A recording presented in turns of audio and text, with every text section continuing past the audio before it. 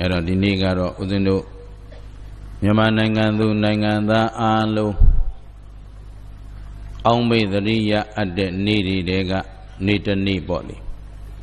ဒီနေ့ပါနေ့လေဖေဖော်ဝါရီ23ပါဖြစ်တယ်လေဗိုလ်ချုပ်အောင်ဆန်းရဲ့မွေးနေ့နော်ဗိုလ်ချုပ်အောင်ဆန်းမွေးနေ့အနှစ်ဘယ်လောက်ရှိပါလဲ100နဲ့1နှစ်ပြည့်ပါနော်100ကျော်သွားခဲ့ပါပြီအဲ့တော့အသက်100နှစ်ပြည့်တို့မြန်မာနိုင်ငံပေါ့လေကမ္ဘာမြေပုံပေါ်မှာမြန်မာပြည်ဆိုတာကြီးကိုနှစ်ပေါင်း100လောက်ပျောက်သွားခဲ့တဲ့အရာကိုမြန်မာမြေပုံဒီအရာကလေးပြန်ပေါ်လာအောင်စွမ်းဆောင်ပေးခဲ့တဲ့ကျေးဇူးရှင်မြန်မာလူမျိုးဆိုတာပျောက်လို့မတတ်ဖြစ်နေတဲ့အချိန်မှာမြန်မာနိုင်ငံသားတွေအဖြစ်နဲ့မြန်မာနိုင်ငံဤပိုင်တဲ့မြေပုံနဲ့တကွမြန်မာနိုင်ငံသားများကိုပြန်လဲအသက်သွင်းပေးခဲ့တဲ့ကျေးဇူးရှင်အဲ့ဒီပုဂ္ဂိုလ်ကြီးမွေးဖွားခဲ့တဲ့နေ့တစ်နေ့ဒီနေ့မှာဦးဇင်းကဒီပုဂ္ဂိုလ်ကြီးကိုလည်းဂုဏ်ပြုသောအဖြစ်၎င်းကျေးဇူးဆက်သောအဖြစ်၎င်းဘာလို့လဲဆိုတော့မြန်မာနိုင်ငံရဲ့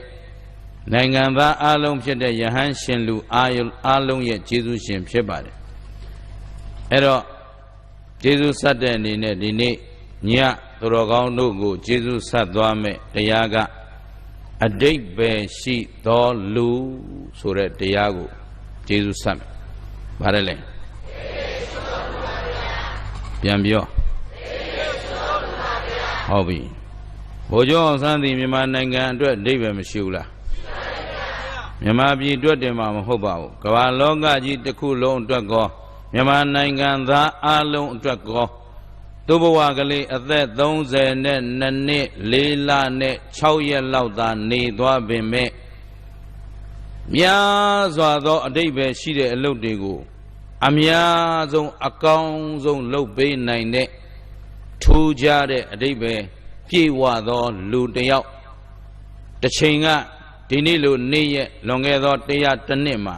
ဒီနိုင်ငံမှာပဲမွေးဖွားသွားခဲ့တယ်ဆိုတာမသိကြဘူးလားဒီမျိုးဟာလားမသိဘူးဘယ်မျိုးอ่ะဩနတ်မောင်မျိုးကြီးလည်းအတိတ်ပဲရှိသွားတယ်ဘယ်တိုင်းရပါလိမ့်ဩမကွေးတိုင်းကြီးလည်းအတိတ်ပဲရှိသွားတယ်မန္တလေးတိုင်းကဘသူတွေပါလို့သွားကြတယ်သဘောပါတယ်နော်ကောင်းပြီအဲ့ဒီအဓိပ္ပာယ်ရှိသောလူအတွက်အဓိပ္ပာယ်ဖော်ဖို့လူဆိုတာဘာကိုခေါ်သလဲဦးဇင်းတို့အရင်သုံးသပ်ကြည့်အောင်လူဆိုတဲ့စကားလုံးလေးမှာတို့မြန်မာပြည်ကအသုံးအနှုန်းနဲ့ပဲပြန်ပြောရရင်လူဆိုတဲ့လူတစ်မျိုးပါတယ်လေဟုတ်ပြီလူဆိုတဲ့လူတစ်မျိုးပါတယ်လေဟုတ်ပြီလူဆိုတဲ့လူတစ်မျိုးပါတယ်လေလူပြန်ပြော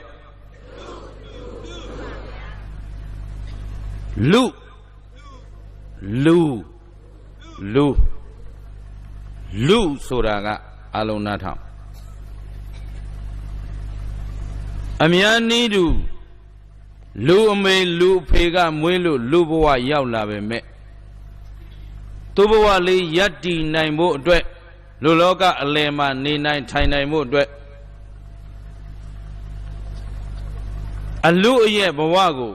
ရုန်းကန်တီဆောက်နေရတဲ့လူမျိုးကိုလူလို့ခေါ်တယ်။ဘာလဲလဲဘဝယက်တည်ဖို့အတွက်အလူအရဲ့ဒါလေးထည့်ပြောနော်ယုံတယ်ဆိုတာကရိုးယုံနေရတာမဟုတ်ဘူးသူကဘယ်လိုယုံနေလဲအေးဘယ်လိုလူရဲ့တုံးဆိုတော့ဘဝယက်တည်မှုအတွက်သူတော်ဘာမပေးတဲ့ပစ္စည်းကိုခိုးဝက်ပြီးတော့အလူအရဲ့ယက်တည်နေရတဲ့ပုဂ္ဂိုလ်တွေမရှိဘူးလား သူတော်ဘာကိုထားဝစဉ်လိန်ညာပြီးတော့အလူအယက်ရပ်တည်နေရတဲ့ပုဂ္ဂိုလ်တွေကအေးသူများသားမယားပြစ်မှားရင်းနဲ့ဘဝကိုအလူအယက်အသက်ရှင်နေတဲ့ပုဂ္ဂိုလ်တွေကအေးမှုသားပြောပြီးတော့အလူအယက်အသက်ရှင်နေရတဲ့ပုဂ္ဂိုလ်တွေကသူတစ်ပါးကိုဂုံးတိုက်ပြီးတော့ဘဝယက်တည်မှုကလေးအတွက်အလူအယက်ယက်တည်နေရတဲ့ပုဂ္ဂိုလ်တွေအေးသူတို့ဘဝမှာအလူအယက်လုံနေရတော့ကုသိုလ်မှလည်းမသိ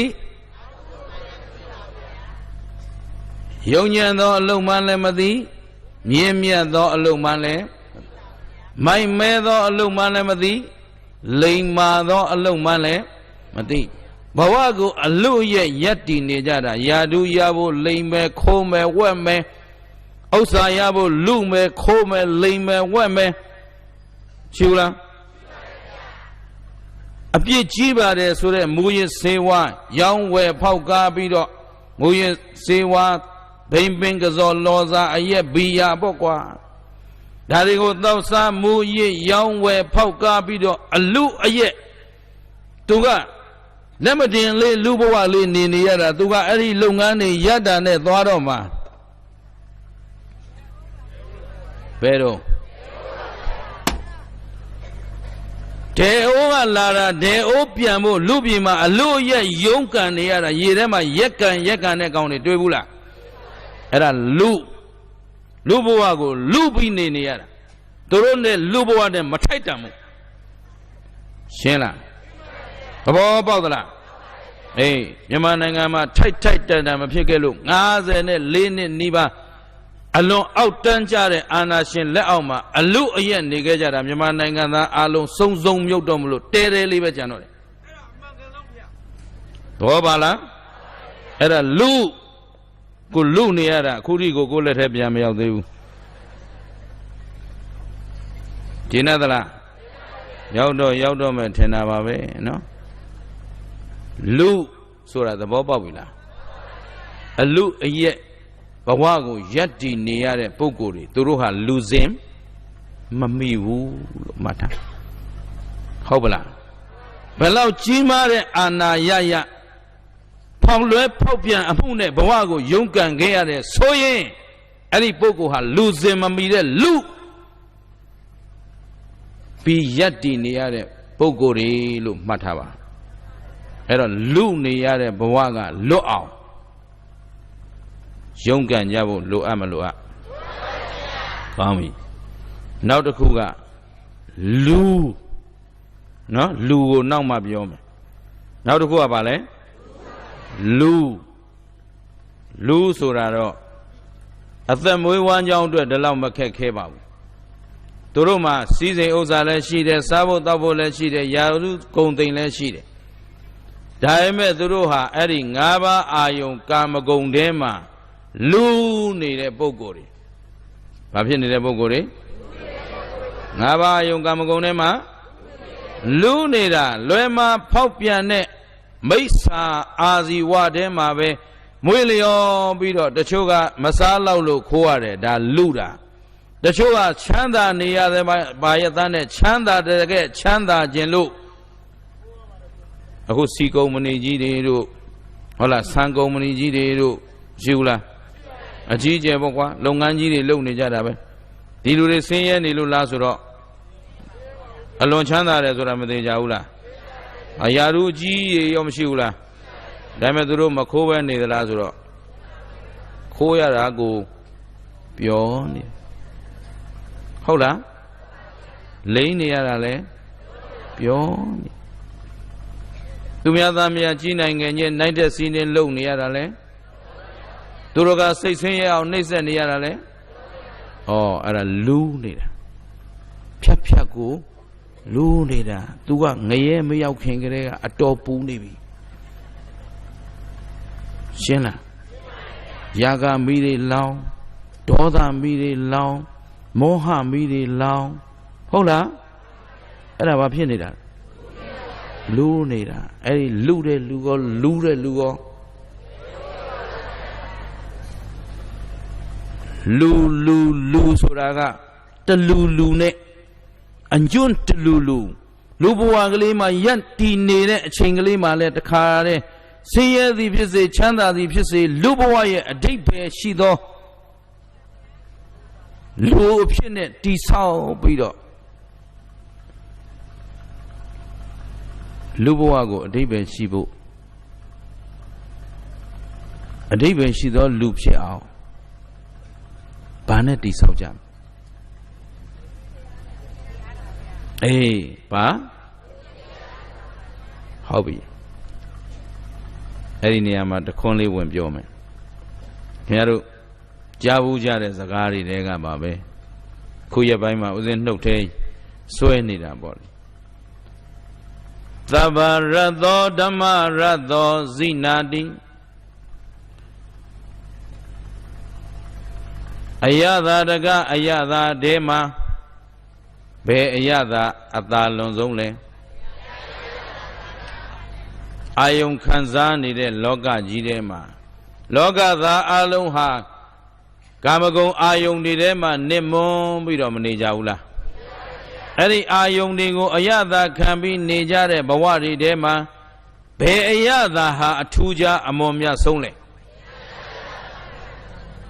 သဗ္ဗရတ္တိဓမ္မရတ္တိဇိနာတိမွေလျော်ပေါင်းဖက်ခြင်းထဲမှာဘာနဲ့မွေလျော်ပေါင်းဖက်ခြင်းဟာအကောင်းဆုံးလဲကိုယ်နဲ့အတူပေါင်းဖက်ပြီးတော့မွေလျော်ပျော်ပိုက်ရတဲ့အဲမှာဘာနဲ့အတူပေါင်းဖက်မွေလျော်ရတာအကောင်းဆုံးလဲအဲ့ဒီလိုရောသိသလားဩသိတော့သိနေကြတယ်ဒါဖြင့်သူတော်ကောင်းတို့တွေနေတိုင်းတရားအယတာကိုခံစားနိုင်ကြသလား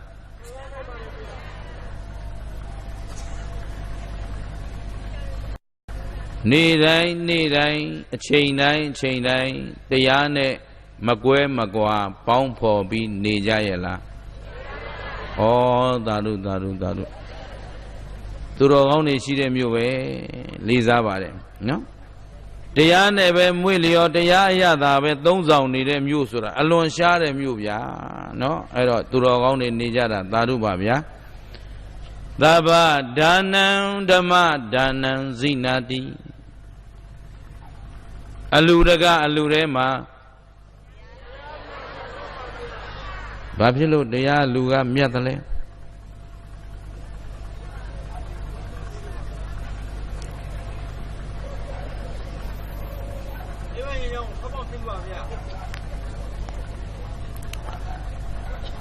အယသာထဲမှာပဲအယသာအကောင်းဆုံးတရားအယသာဘယ်လိုကောင်းတာလဲဟုတ်ပြီခံစားဘူးကြလားကောင်းပြီသာဓုမွေးလျော်ခြင်းပျော်ပိုက်ခြင်းပေါင်းဖက်ခြင်းထဲမှာဘာနဲ့ပေါင်းဖော်ရတာအကောင်းဆုံးတရားနဲ့ပေါင်းဘူးကြလားဟမ်ကဲရိုးလေးပဲပြောမယ်နော်စာစကားတွေပြောရင်တို့အယတ်သားတွေနဲ့ဒုံဝေးနေတယ်ကိုလိုင်းနဲ့ကိုအဆင့်နဲ့ကိုပြောရအောင်ကွာနော်မင်းတို့တရားအားထုတ်ဖူးကြလားโอเคဒီလိုလူတွေတွေ့ကျင်နေတာသာဓုကဲတရားဘလို့အားထုတ်ကြတော့ကျုပ်လည်းနီးလေးပါလေးပေးကြပါဦး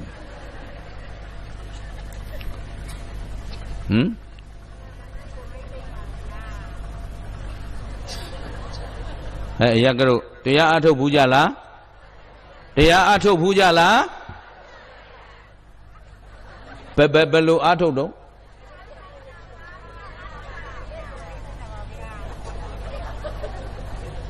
ဟုတ်တော့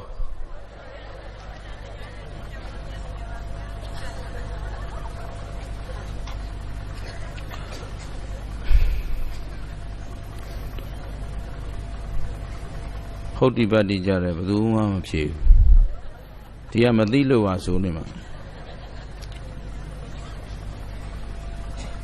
အဲ့တော့တရားအထုတ်ကြတယ်တရားအရသာခံစားဘူးကြတယ်ဆိုတော့တရားဘယ်နှမျိုးရှိတော့တရားဘာတော့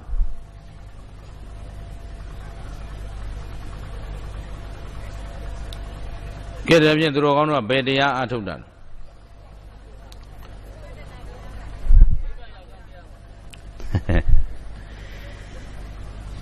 အဲ့ဒါတို့မြန်မာလူမျိုးတွေပေါ့လေ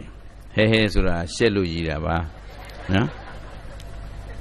မြန်မာလူမျိုးဗုဒ္ဓဘာသာတွေဟာအဲ့ဒါလို့မေခွန်းနေမေးလိုက်ပြီဆိုရင်ဂဂနာနာတိတိကြကြပိုင်ပိုင်နိုင်နိုင်တသန်နဲ့မဖြေနိုင်ကြတာဟာအလွန်ပဲရှက်เสียကောင်းပါလေရှက်เสียကောင်းတယ်ဆိုတော့ခမရတို့မရှက်ပါနဲ့မပူပါနဲ့တပည့်မကောင်းဘယ်သူအသုံးမကျလို့အေးပါဗျာနော်ဝန်ခံပါတယ်ဝန်ခံပါတယ်သူမင်္ဂလအသုံးမကျလို့ခမရတို့ကိုပြည့်စုံအောင်သင်မပေးနိုင်သေးလို့ခမရတို့မဖြေနိုင်တာဟာတကယ်တော့ဟေးခမရတို့ရှက်เสียမလိုဘူးဆရာတွေအသုံးမကျလို့ဆိုတဲ့အဖြေကထွက်နေပါတယ်အဲ့တော့အဲ့ဆရာထဲမှာလည်းဘယ်ဆရာမှမပြောပါဘူးခမရတို့ကကျုပ်ရှိရောက်နေတာဖြစ်တဲ့အတွက် this is my obedience pupil only လို့ဒီလိုယူဆထားပါတယ်ဒါကျွန်ုပ်ရဲ့ကျုပ်ကိုယုံကြည်နေတဲ့နော်ဥဒုမင်္ဂလာဤတပည့်များသက်သက်ဖဲလို့ဒီလိုရည်ညွှန်းပါတယ်နော်ဟိုသိပိသားတတ်ပိသားလူတွေဘာမှမပြောပါဘူးပြောလဲမပြောရဲပါဘူးအခုရှေ့ရောက်လာတဲ့လူတွေကိုပြောတာပါခင်ဗျားတို့တွေဟာဥစဉ်ပေါ်ယုံကြည်လို့လာပြီးတော့တရားမနာကြဘူးလားအဲ့တော့ယုံကြည်ထားတဲ့လူရဲ့ဒီဆရာသမားဟာပြည့်ပြည့်စုံစုံသင်မထားဘူးဆိုတဲ့အဖြေထွက်ပါတယ်အဲ့တော့ကောင်းပါပြီအရှက်မကွဲရအောင်ဒီနေ့ညတော့ဥဒ္ဓမင်္ဂလလူဖြစ်အောင်သင်ခဲ့ပါမယ်နော်ကောင်းပြီအဲ့တော့ဦးဇင်းတို့တော်ကောင်းတို့အားလုံးသည်ဘယ်သူအဆုံးအမကိုလိုက်နာကျင့်သုံးကြရမှာလဲမြတ်စွာဘုရားဆိုတော့တရားကလည်းဘယ်သူတရားလဲဟောဒီလိုကြရင်လာပြီသိတယ်နော်အဲ့တော့မြတ်စွာဘုရားရဲ့အဆုံးအမတရားတော်တွေရှိမရှိအဲ့ဒီအဆုံးအမကိုစာလို့ပေလို့ပြောရင်သာသနာလို့ခေါ်ပါတယ်အဲ့တော့ဘယ်တရားတွေအထုတ်နေတာလဲဆိုတာအဲ့ဒီဟာကိုမေးတာပါပဲမေးခွန်းကိုသဘောမပေါက်လို့မဖြေနိုင်တာပဲဖြစ်ဖြစ်မေးခွန်းကနဲ့နဲနေလို့မဖြေနိုင်တာပဲဖြစ်ဖြစ်တပည့်တွေမဖြေနိုင်ဘူးဆိုတာဆရာအသုံးမကျလို့ပါပဲဟုတ်ပလားမေးခွန်းထုတ်ပြီးမဖြေနိုင်တဲ့တပည့်တွေကြည့်ပြီးတော့မောက်မာနေကြတဲ့ဆရာတွေအများကြီးဦးဇင်းတို့တွေ့ဘူးပါတယ်ငါမေးလိုက်တဲ့မေးခွန်းဒီကောင်တွေဘာမှဖြေနိုင်ဘူးလေဆိုတော့ဒီကောင်တွေသင်ထားတာဘယ်သူလဲလို့မေးလိုက်ရင်ဖြေထွက်ပါတယ်ရှင်းသလားအဲ့လိုဆရာမပီသတဲ့ဆရာရုပ်တွေနဲ့နေခဲ့ရတာကြာတော့သူတို့ကလည်းသူတို့ကိုသူတို့အဟုတ်ထင်နေတာတပည့်မဖြေနိုင်အောင်မေးခွန်းထုတ်နိုင်ရင်သူကိုသူလူပေါ်လူစော်လို့ထင်တာအဲ့တော့အမှန်တော့မဖြေနိုင်တဲ့တပည့်တွေကိုမွေးထုတ်ပေးထားတာကအသုံးမကျတဲ့ဆရာပဲလို့ဆိုရမှာပဲအဲ့တော့ဥဒ္ဓမင်္ဂလာတဲ့ဒါကိုမူကြိုဆရာလို့နာမည်တက်ရခြင်းဖြစ်ပါတယ်ဘာလို့ဆိုမူကြိုကျောင်းသားလေးတွေပဲမွေးနိုင်လို့ပါဟုတ်ပြီနော်အဲ့တော့ဦးဇင်းတို့သူတော်ကောင်းတို့အားလုံးဟာဘု து အဆုံးအမနဲ့နေရမှာအဲ့တော့မြတ်စွာဘုရားအဆုံးအမသာသနာဘယ်နှရရှိလဲပြော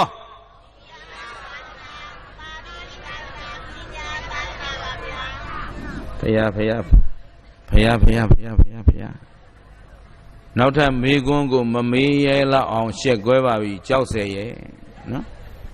ခုနအော်သွားတဲ့ဟာလေးတွေကကျုပ်တရားပွဲတော်တော်များများလိုက်ထားသူကကျူရှင်တက်ထားလို့အော်နိုင်တာဒီပိဋကကြီးကြည့်လိုက်ရင်သိပြီသာသနာ3ရက်အောင်3ရက်တောင်ဖြောင့်မတ်အောင်မပြောနိုင်ဘူးဆိုရင်ဆရာတွေတော်တော်အရှက်ကွဲပြီအယကတို့ရေနော်ကျေးဇူးပြုပြီးမှတ်ထားပါဗျာရှက်လွန်းလို့ဒီမှာကိုဒီပေါ်မှာမီးလောင်ပြီးတောင်ပျောက်သွားတော့မလားအောင်းမရတယ်ပူနေပြီမျက်နှာတွေပူလွန်းလို့အဲ့တော့ဗုဒ္ဓဘာသာဘာလို့ခံယူထားတဲ့ပုဂ္ဂိုလ်တွေဒီမေးခွန်းကိုမဖြေနိုင်ဘူးဆိုကြတဲ့ကအလွန်ရှက်เสียကောင်းနေပါပြီအဲ့တော့အယကတို့ရေသာသနာဆိုရင်3ရက်ရှိတယ်လို့ဖြေပါသာသနာ3ရက်ကဘာတွေလဲလို့များဘယ်သူကမေးသီလသာသနာသမာဓိသာသနာပညာသာသနာလို့ဖြေပါသာသနာလို့ဆိုရင်တခြားဖြေစရာမရှိပါဟုတ်ပလားကဲဒါဖြင့်အယကတို့ဗျာကျေးဇူးပြုပြီးတော့မှတ်မိသွားအောင်အော်ပေးပါအောင်သာသနာဘယ်နှရရှိပါသလဲ သာသနာ3ရပ်ကဘာတွေလဲ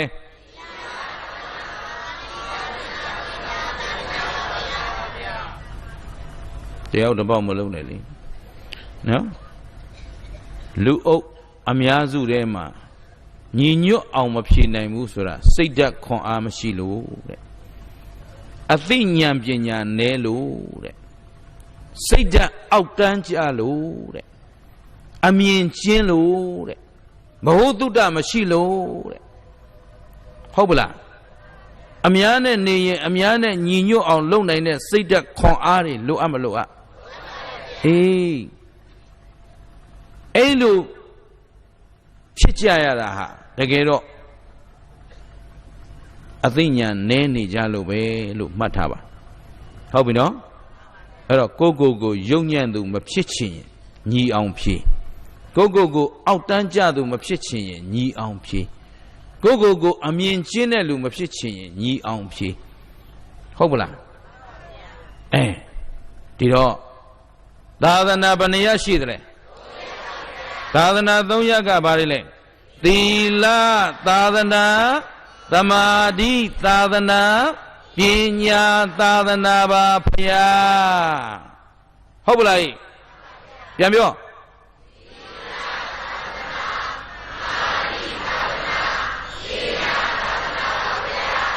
ကဲဘယ်လောက်ကြက်တည်းရှိလဲခုနတယောက်တစ်ပေါက်နဲ့တူသလားဂုံချင်းတူလားဘေးကကြည့်လိုက်တဲ့ဒီပုဂ္ဂိုလ်တွေကဘယ်လောက်အသိဉာဏ်ရှိတယ်ဘယ်လောက်စိတ်ဓာတ်ခွန်အားပြည့်ဝတဲ့ပုဂ္ဂိုလ်တွေဖြစ်တယ်ဘယ်လောက်အမြင်ကျယ်သူတွေဖြစ်တယ်ဆိုတာတခါနဲ့တန်းပြီးတော့ဂုံယူလောက်အောင်တိဆောက်ကြသမ်းမှာဗယံပရာဖက်ကရုံးထွက်ကြသမ်းမှာဟိုဗယံပရာခစ်ကြီးထဲမှာပဲမနေခဲ့ကြသမ်းမှာနဲ့ရှင်းလားတယောက်တစ်ပေါက်လူစွမ်းကောင်းလုံနေတာဟာအဲ့ဒါအောက်တန်းကြတဲ့တိုင်းပြည်နဲ့အောက်တန်းကြတဲ့လူမျိုးအဆင့်တန်းမရှိလို့မှတ်ထားသူလဲလူစွမ်းကောင်းကလည်းလူစွမ်းကောင်းတေကြီးပဲပြိုင်ပြီးတော့တယောက်နဲ့တယောက်ကြောက်ထိုးနေတဲ့နိုင်ငံဘယ်တော့မှမတိုးတက်ဘူးအားလုံးအရေးချင်းရှိသူတွေဖြစ်မှယခုလိုဆင်းရဲခြင်းဘောင်းဆောင်ကလွတ်မြောက်မယ်လို့မှတ်ထားပါသဘောပါလားဒါကြောင့်ဒီတရားကိုဟောတယ်တရားနာမယ်ပါတယ်လေအဓိပ္ပာယ်ရှိသောလူကိုဘဝကိုအဓိပ္ပာယ်ရှိအောင်တိဆောက်ကြမှလူနဲ့တလူအညွန့်တက်လာမှာခင်ဗျမဟုတ်ရင်ခင်ဗျားတို့လူအလူရဲ့ရက်တီရရင်သိမယ်လူနေရင်သိမယ်မြန်မာနိုင်ငံမှာအာဏာရှင်စနစ်အောက်မှာလူဒန်းစား2မျိုးပဲရှိတယ်လူနေတဲ့လူရဲ့အခုမှလူဆိုတာပေါက်ဖွားဖို့တာဆူတော့မှရှိသေးတယ်သဘောပါသလားအာဏာရှင်ပါဝါရှင်စီးစိမ်ရှင်တွေကလူပြီးတော့မြုပ်တော့မယ်ငတ်မို့ခေါင်းပါနေတဲ့အောက်ခြေလူဒန်းစားတွေကအလူရဲ့ရက်တီရရင်မြုပ်တော့မယ်ကျင်သလားသဘောပေါက်သလားဒါဖြင့်လူဖြစ်ဖို့အလုံးအသိဉာဏ်ပြေဝဖို့လိုအပ်မလိုအပ်အဲ့တော့သာသနာ3ရပ်သီလသာသနာသမာဓိသာသနာပညာသာသနာမရှိဘူးလားတရားနဲ့ပြောရင်လည်းသီလတရားသမာဓိတရားပညာတရားအဲ့တော့တရားအထုတ်ဖူးသလားဆိုတာအဲ့ဒီသီလသမာဓိပညာအထုတ်ဖူးသလားလို့မေးတာဟုတ်ပလားအဲ့တော့အထုတ်နေပါတယ်အထုတ်ဖူးပါတယ်ဆိုရင်ဘလို့အထုတ်သလဲဆိုရင်ဘုရားတပည့်တော်တို့လုံးသမျှကာယကံဝစီကံမနောကံကံ3ပါးတိုင်းမှာသီလသမာဓိပညာနဲ့ပြည့်စုံအောင်အာထုတ်နေပါတယ်ဖျားဆိုမှအဲ့ဒါတရားအာထုတ်တယ်ခေါ်တယ်အာနာပါနလှုပ်တာမျက်စိမိတ်တာစိတ်ထိန်းတာဒါတွေလာမပြောနဲ့အဲ့ဒါတရားအာထုတ်ခြင်းတွေကဂန္ဓာလေးတစ်ခုတရားအာထုတ်ခြင်းရဲ့အနှစ်သာရမဟုတ်ဘူးရှင်းလားသဘောပေါက်သလားဘာမှကနမသိဘဲနဲ့လူဖြစ်ခြင်းလို့မရဘူးကျင်တတ်ပြီလားအဲ့တရားအထုတ်တယ်ဆိုတာဘာလို့ကိုယ့်ရဲ့ကာယကံဝစီကံမနောကံကံ3ပါးတိုင်းကိုသီလသမာဓိပညာတရားနဲ့ပြည့်စုံအောင်အားထုတ်နေတာတရားအထုတ်ကာယကံမှာလည်းသီလပြည့်စုံရမယ်ဝစီကံမှာလည်းသီလနဲ့ပြည့်စုံရမယ်မနောကံမှာလည်းသီလနဲ့ပြည့်စုံရမယ်ကာယကံမှာလည်းသမာဓိရှိရမယ်ဝစီကံမှာလည်းသမာဓိရှိရမယ်သူတောင်ပြောနေသူပြောရင်ယုံလိုက်သူကတစ်သက်လုံးမလိမ်ဘူးအဲ့ဒါဘာရှိလို့သမာဓိရှိလို့အဲ့ဒါသမာဓိရဲ့ပြယုတ်သူတစ်သက်လုံးမဟုတ်တာမလုပ်ဘူး ရှင်းလားသူ့ဆိုရင်ယုံလိုက်ဒီလိုဖြစ်အောင်တည်ဆောက်ရတယ်ကာယကံလည်းသမာဓိရှိရတယ်ဝစီကံလည်းမနောကံကိုသူကတော့သူလှုပ်တာဆိုရင်ဒါသူစေတနာလေးနဲ့လှုပ်ထားတာနော်စေတနာမှားရင်တော့စေတနာအမှားပဲဖြစ်မယ်သူ့မှာယုံညံ့တဲ့စေတနာမရှိဘူးဒီလိုယုံကြည်ထိုက်အောင်နားလည်လားတရားကိုသဘောပေါက်လားတရားဆိုတာဒါဘယ်လိုကျင့်ရမယ်ဘယ်လိုကြံရမယ်ဘယ်လိုနေရမယ်ဘယ်လိုထိုင်ရမယ်အတိအကျသိအောင်ပေးနိုင်မှဟုတ်ပြီနော်အားလုံးဆွဲဆွဲမြဲမြဲမှတ်မိစေခြင်းလို့ခွန်အားထည့်ပြီးပြောနေတယ်လို့မှတ်ပါနော်ဘုန်းကြီးကဒေါသဖြစ်နေသလားဒေါသဖြစ်လို့အော်နေသလားလို့မအောင်မေ့လိုက်ပါနဲ့နော်ဘာဖြစ်လို့လဲဆိုကြုတ်လက်တော်တော်ပန်းနေပြီဒီအတန်ထွက်အောင်ကိုမနဲ့လုံးပန်းနေရတာဟိုတနေ့ကကားလန်းတောင်ဖြောင်းမအောင်မပေါက်သေးတဲ့ဟိုအုံဟုံးမလင်းစကိုင်းမြောက်ဖျားကဖောင်းပြင်မြို့မှာညဟောပြီးညတွင်ချင်းကားနဲ့မောင်းလာရတယ်လမ်းကလည်းဘယ်လိုအင်ဂျင်နီယာကျွမ်းကျင်သူတွေဖောက်ထားမှမသိပါဘူးကားလမ်းကို60ဒီဂရီ85ဒီဂရီလောက်ထောင်တက်နေရတဲ့လမ်းတွေကိုဘယ်ဝိုက်ညာကွေ့ထောင်တက်နော်ဇောက်ထိုးဆင်းတဲ့နော်မောင်းလာခဲ့ရပြီးတော့ကျုံမှာမန္တလေးကိုမနဲ့လင်းရောက်လင်းမြန်မော်တက်ရန်ကုန်ပြေးပြီးတော့ဟိုးဘော်လမြိုင်ကျွန်းမြို့ကမော်ကျွန်းဆိုတဲ့တာမဏေလင်္ကာရအသင်းကြီးရဲ့တာမဏေကျော်စုပေးပွဲနဲ့နော်ဓမ္မစရိယပွဲဆက်ကချင်းအခမ်းအနားကိုမှီအောင်ပြေးတဲ့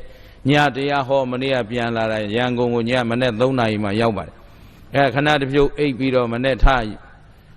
လေစိတ်ဆင်းအာယုံတော်မစားရပါဘူးဒီနေ့စွန်းတနတ်ပဲစားရပါတယ်အဲ့တော့အခုလေရင်ကလည်းမြန်မာနိုင်ငံလေရင်များသိတဲ့အတိုင်းပဲချိန်တာတော့12နာရီတက်မယ်ပြောတာ2နာရီထိုးမှတက်လာဒီမှာ3နာရီခွဲမှရောက်ပြီးခဏလေးနားပြီးအခုပြန်လာတာအိတ်ချင်တောင်ပြေသေးဘူး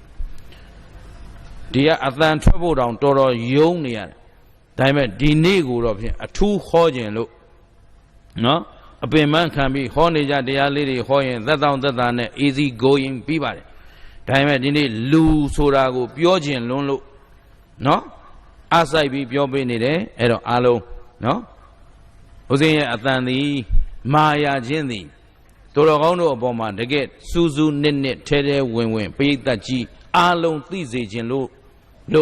မှတ်ပေးပါနော်ကဲကောင်းပြီအဲ့တော့လူပိသအောင်ကြိုးစားကြဖို့လိုအပ်မလိုအပ်လူဆိုတာကအဲ့ဒီသီလသမာဓိပညာမရှိပဲသီလသမာဓိပညာမပါပဲလူလို့ခေါ်လို့မရပါဘူးသီလသမာဓိပညာနဲ့တိဆောက်မှသူ့ဘဝသည်အချိန်တို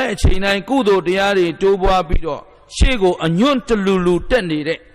ရှေ့ကိုဒီထက်ဒီမြင့်မြတ်တဲ့မြင့်သောမြတ်သောထူးခြားသောလွန်မြောက်သောဘဝတွေကိုရရှိနိုင်မှာမို့လို့လူပိသရေးအတွက်အရေးကြီးဆုံးတရားဟာဘာလဲသီလသမာဓိပညာပြန်ပြောအဲ့တော့တရားအားထုတ်ရင်လဲသီလတရားသမာဓိတရားပညာတရားဒီတရားတွေကိုအားထုတ်နေမှကိုယ်နှလုံးသားထဲမှာကိုယ့်ရဲ့ကာယကံဝစီကံမနောကံအလုတ်တိုင်းမှာသီလနဲ့ပြည့်စုံအောင်အားထုတ်နေရင်ဒါဘာလုပ်နေတာလဲတရားအားထုတ်နေတာတတိအဖြစ်လူဖြစ်ကြောင်းအားထုတ်နေတာဟုတ်ပလားကိုယ့်ရဲ့ကာယကံဝစီကံမနောကံတိုင်းကိုတည်ကြည်ဖြောင့်မတ်သောပုဂ္ဂိုလ်တယောက်ဖြစ်အောင်အားထုတ်နေမှသာလျှင်တရားအားထုတ်နေတာလူဖြစ်ကြောင်းအားထုတ်နေတာမှတ်မိဘူးလားအဲ့တော့ပညာဆိုတော့တရား3ပါးမရှိဘူးလားသီလတရား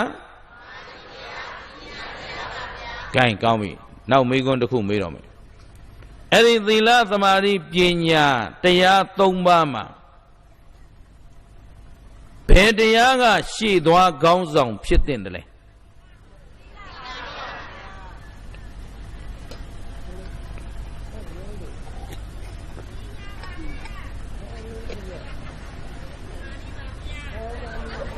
3ခုပဲရှိတာပဲကွာတယောက်တစ်ပေါက်ပေါ့အခုတော့3ပေါက်တက်သွားပြီနောက်တစ်မျိုးပြန်မေးမယ်သီလသမာဓိပညာဆိုတဲ့တရား3ပါးမှာဘယ်တ တရားကအရေးအကြီးဆုံးလဲ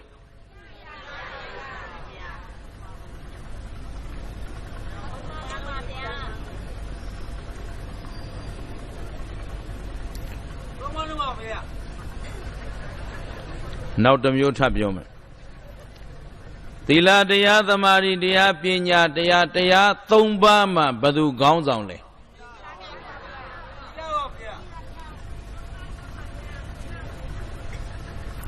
ခေါင်းဆောင်ဆိုတာ၃ယောက်ရှိလို့မရဘူးဗျ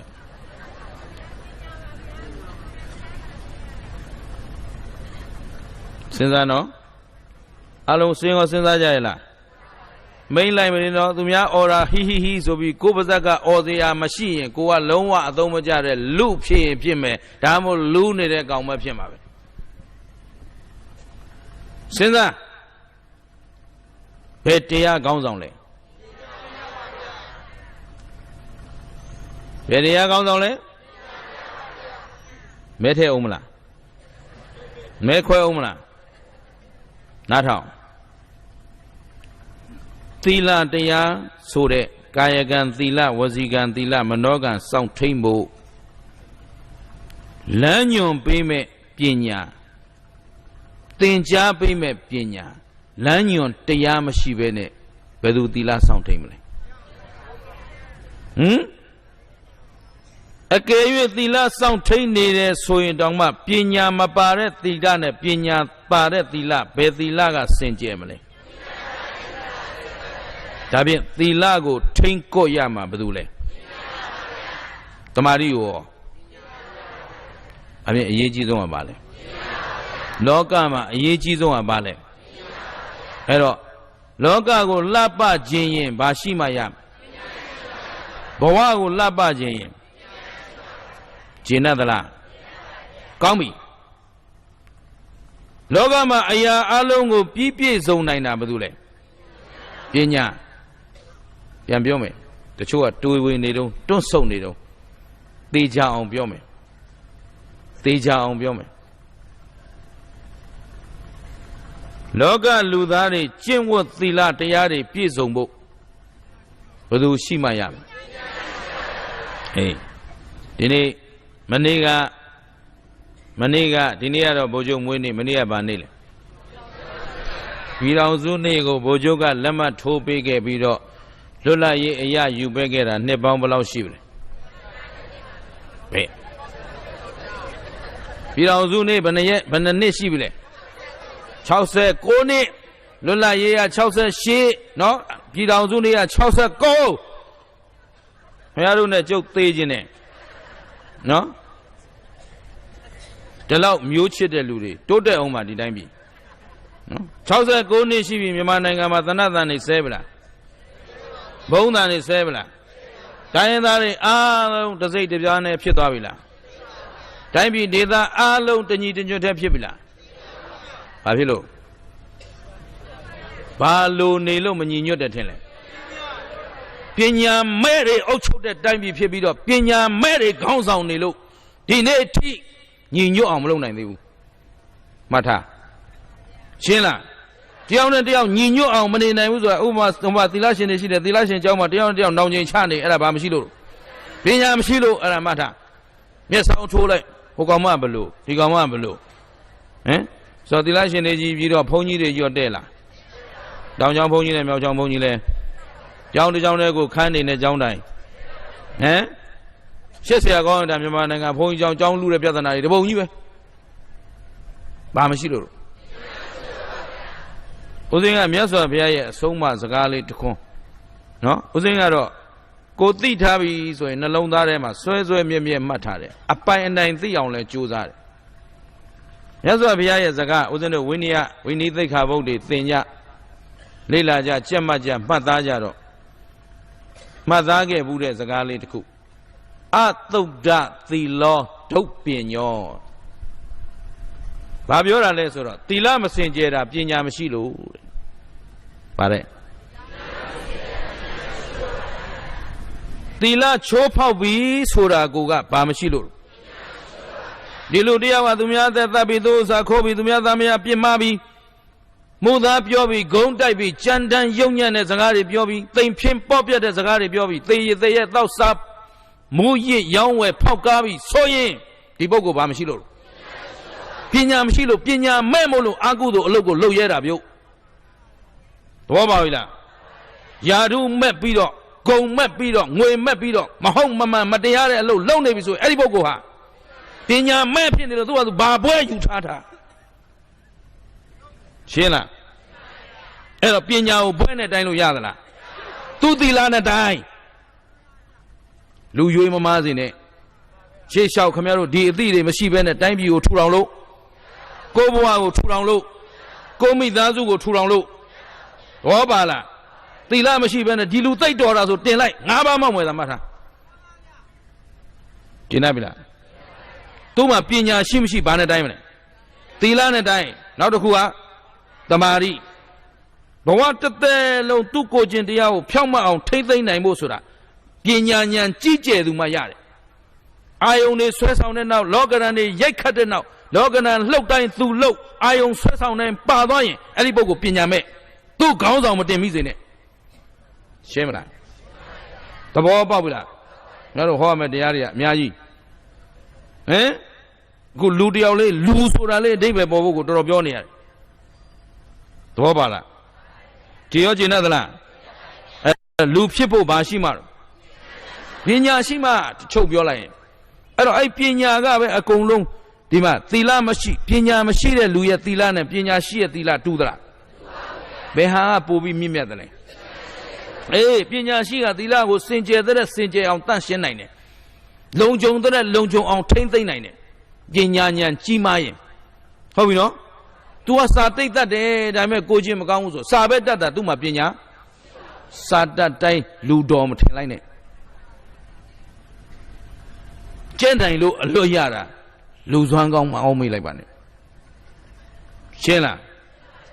Eddie Jetta Matane Sao Tubalu Don Chamale. Bine Uzeno. Damini boy baby, Tabe Dover. Dora Edo Mino Lemma be like that. A lemon Titan at the la. Titan at the Marigo, 2 round Rima, dilemma ha, Mino to Tambushi de Lemma, Pima. Shela. Dilemma Yadabi or the Lama Piezo Muso, mean Jetwater Saha, a Loya daughter, a Loja daughter that pite, but the Kuma men theme with Wabuso reputum. And a Southern Sura, a Loya Butena, la 3 on the Yarana. Southern Aguga, Pina Lujin Lutena, Matava. Satapu Digala, Pina Shibo Digala. Now leather. Sana Grandaloma, Madiban, Boago, Aumi out the Southern and Lure. Miyaji Jodo Kabiare Mashire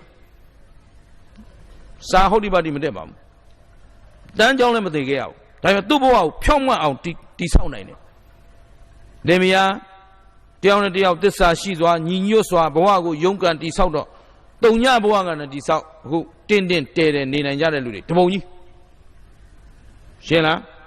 the show a young thing. Yigan then just then, Mibanga Latin, but when you have a white one bamboo by a than go into your poppy and video, but wow, Sagre have just seen it, Ludele. Shena. Hello. Ludia Tambu, win a diamond. Win a timer.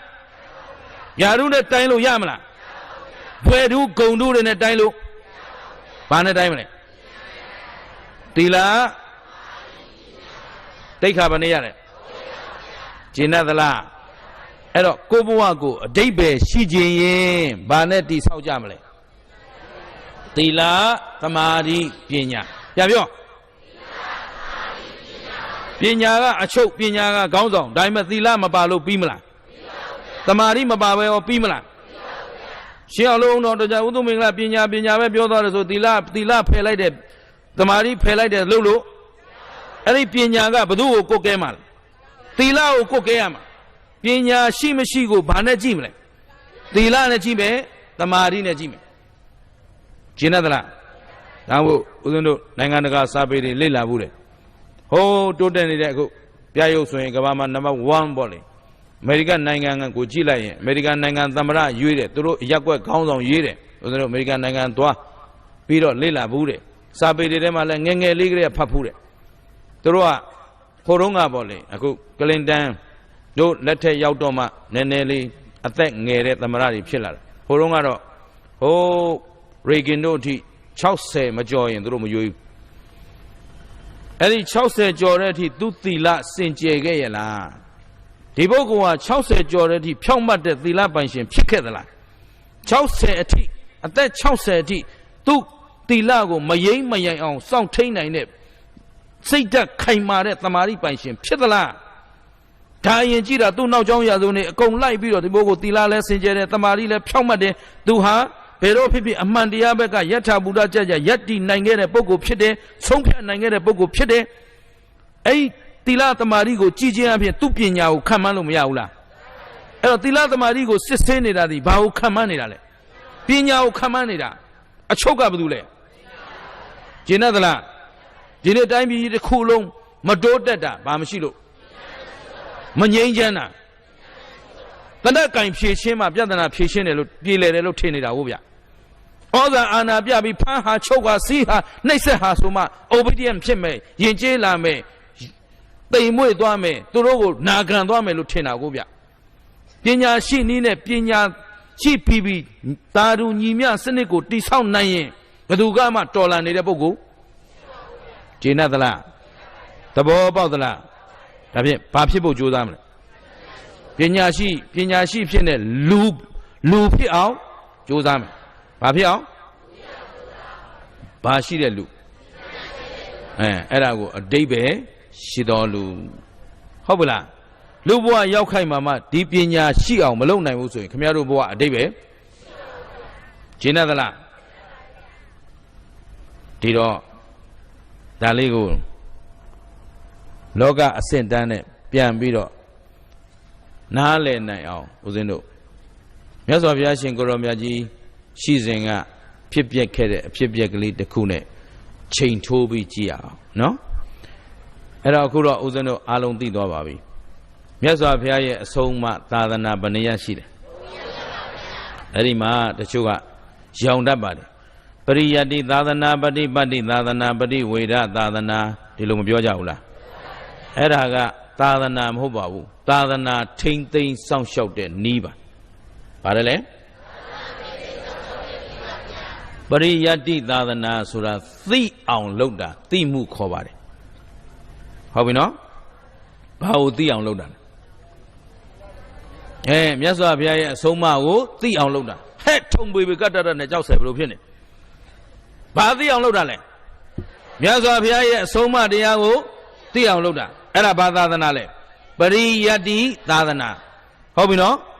အဲ့ဒီပရိယတ္တိကိုမြတ်စွာဘုရားအဆုံးအမလို့ပြောလို့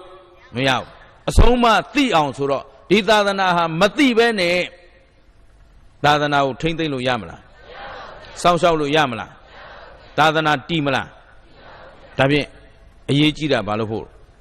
သိဖို့အရေးကြီးတာဘာလို့ဖို့လို့အောင်မလေးမောလာပြီဒီကအရေးကြီးတာဘာလို့ဖို့ဘာကိုသိအောင်လုပ်ရမလဲမြတ်စွာဘုရားရဲ့အဆုံးအမတရားကိုသိအောင်လုပ်သိနေုံနဲ့ပြည့်စုံပြီလားသိနေုံနဲ့လုံလောက်ပြီလားဒါဖြင့်ဘာလုပ်ရမလဲ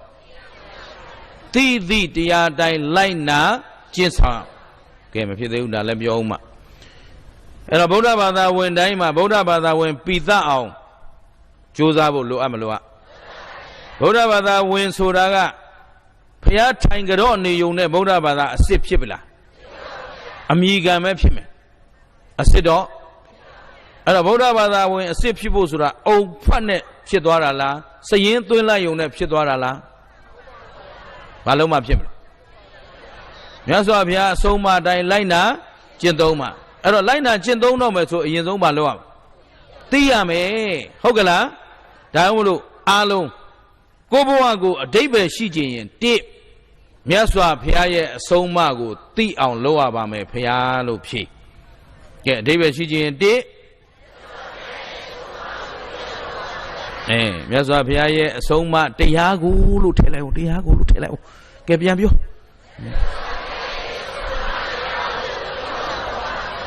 ကျင်းပြီနော်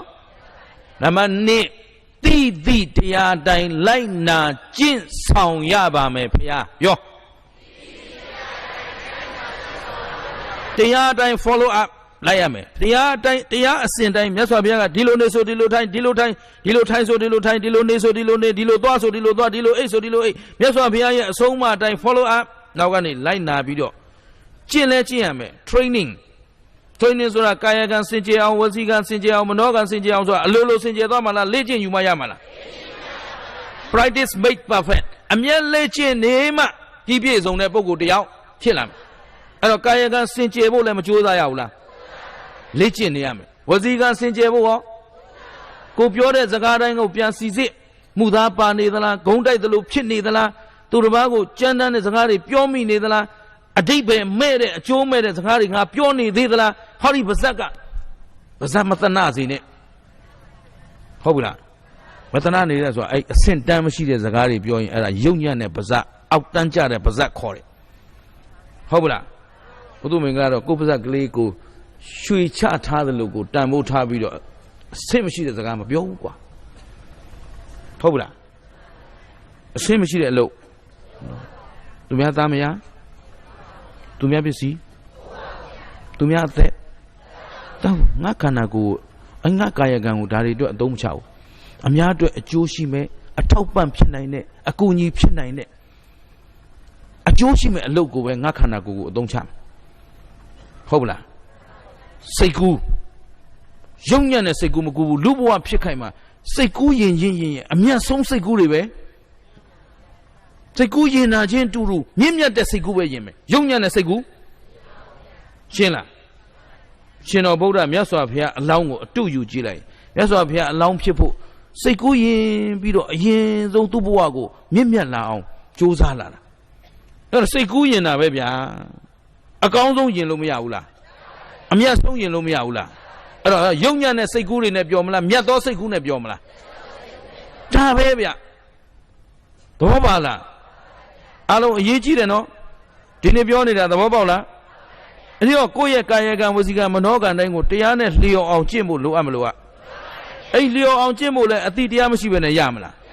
ဒါမှမဟုတ်အားလုံးအတိတ်ပဲရှိတဲ့လူတနည်းအားဖြင့်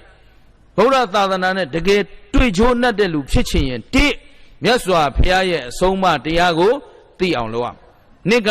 သိတရားတိုင်းလိုက်နာကျင့်ဆိုတာလေ့ကျင့်တာပြီးတော့အမြဲဆောင်ထားတာဟုတ်ပလားမြတ်စွာဘုရားအဆုံးအမကျင့်ထားရုံတက်လားဆောင်ထားရမှာအေးကျင့်တယ်ဆိုအခုတရားစခန်းတွေရိပ်သာတွေဝင်မှုကြလားအားလုံးဒါမှဝင်မှုတဲ့လူတွေမရှိဘူးလားအဲဝင်မှုတဲ့လူတွေကြုံမေးပြမယ်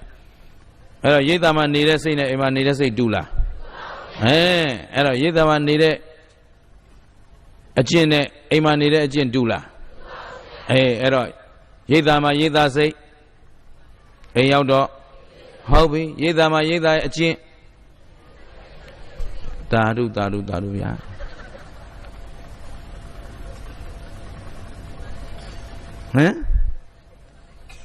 အဲ့တော့တရားတော့ရိပ်သာသွားပြီးကျင့်တယ်အိမ်ပါသလားအေးတတ်ထားဖို့တာဓုဒီလောက်ဆိုရင်တော့သဘောပေါက်လောက်ပြီးထင်ပါတယ်တရားရိပ်သာထားခဲ့ရမလားအမြဲဆောင်ထားအခုတော့သူကရိပ်သာမှာ9ရက်လောက်သွားပြီးအောင့်အီထားသမျှအိမ်ပြန်ရောက်ရင်ပေါက်ကွဲကုန်ပြီအဲ့သူနဲ့တရားပါလာသလားဩဟုတ်တယ်လေအိမ်နဲ့တရားနဲ့မှမတန်မယ်နဲ့အိမ်နဲ့တရားနဲ့တန်လားအော်မကိုထတာဟုတ်တန်အောင်လို့ရင်တန်တာဘောဘယ်သူ့ပေါ်မှာမူတည်တာလဲကိုယ့်အကိုတရားနဲ့မနေပြီးတော့မတန်ဘူးလုပ်နေလို့ကျင်သလားထိုက်တန်ခြင်းဆိုတာဘယ်သူ့ပေါ်မှာမူတည်တာလဲကိုယ်တိုင်ကြိုးစားအားထုတ်ရင်လူတိုင်းနဲ့ထိုက်တန်မှုရှိမရှိအခုဗုဒ္ဓတရားတော်တွေဟာခမည်းတော်ကျုပ်တို့အတွက်ပဲဟောခဲ့တာလားတတ္တဝါအားလုံးအတွက်ဟောခဲ့တာလားအဲ့တော့အားလုံးအတွက်ဟောရင်အားလုံးနဲ့တန်မတန်လက်ခံတဲ့ပုံမှာပဲမူတည်တာအဲ့တော့ဗုဒ္ဓဘာသာဝင်တိုင်းမှာလုပ်ငန်းတာဝန်ဘယ်နှရက်ရှိလဲ2ရက်ဒီနေ့တော့ငါပဲဘိုင်းလဲမလားနော်ကြောက်စဲထူမလိုနဲ့အတော်ထုံတဲ့မြို့ပဲငါတော့အဟုတ်မှတ်ပြီးဒီလာတာနော် ထူမလို့လို့နဲ့အတော်ထုံတာပဲဟာမလေးကဲဗုဒ္ဓဘာသာဆိုတာအလိုလိုဗုဒ္ဓဘာသာဖြစ်လာတာလားဗုဒ္ဓဘာသာဖြစ်အောင်ကျင့်ဆောင်မှဖြစ်မှာလားဒါ duty is duty ပဲအဲ့ဒါတာဝန်ပဲဗုဒ္ဓဘာသာဖြစ်ဖို့ဆိုအဲ့ဒီလုပ်ငန်း2ရပ်လုပ်ကိုလုပ်ရမယ်မလုပ်ရင်ဗုဒ္ဓဘာသာလို့ပြောလို့ဒီနေ့တရားတစ်လုံးမှမသိဘဲနဲ့အချိန်ကုန်သွားရင်ဒီနေ့ငါတို့ဗုဒ္ဓဘာသာမဖြစ်လိုက်ဘူးလို့သတ်မှတ်လိုက်ဟုတ်ပြီနော်ဒီနေ့တရားတစ်လုံးမှမကျင့်လိုက်ရဘဲနဲ့အချိန်ကုန်သွားရင်ဒီနေ့ငါတို့ဖရာသားတော်သမီးတော်နသမနောဟောတိတဲ့ဟုတ်ပလားအလုံးသဘောပေါက်တယ်နော်ဒါဖြင့်နေ့တိုင်းဗာသိအောင်ကြိုးစားမယ်သိုံလေးပဲလားသိပြီးရင်ကျင့်လဲကျင့်ရမယ်သိပြီးရင်ကျင့်ဆောင်ရပါမယ်ဖရာလို့ဖြေသိပြီးရင်မောလာပြီသိပြီးရင်အဲ့တော့ဗုဒ္ဓဘာသာဝင်တိုင်းရဲ့လုပ်ငန်းတာဝန်ဘယ်နှရ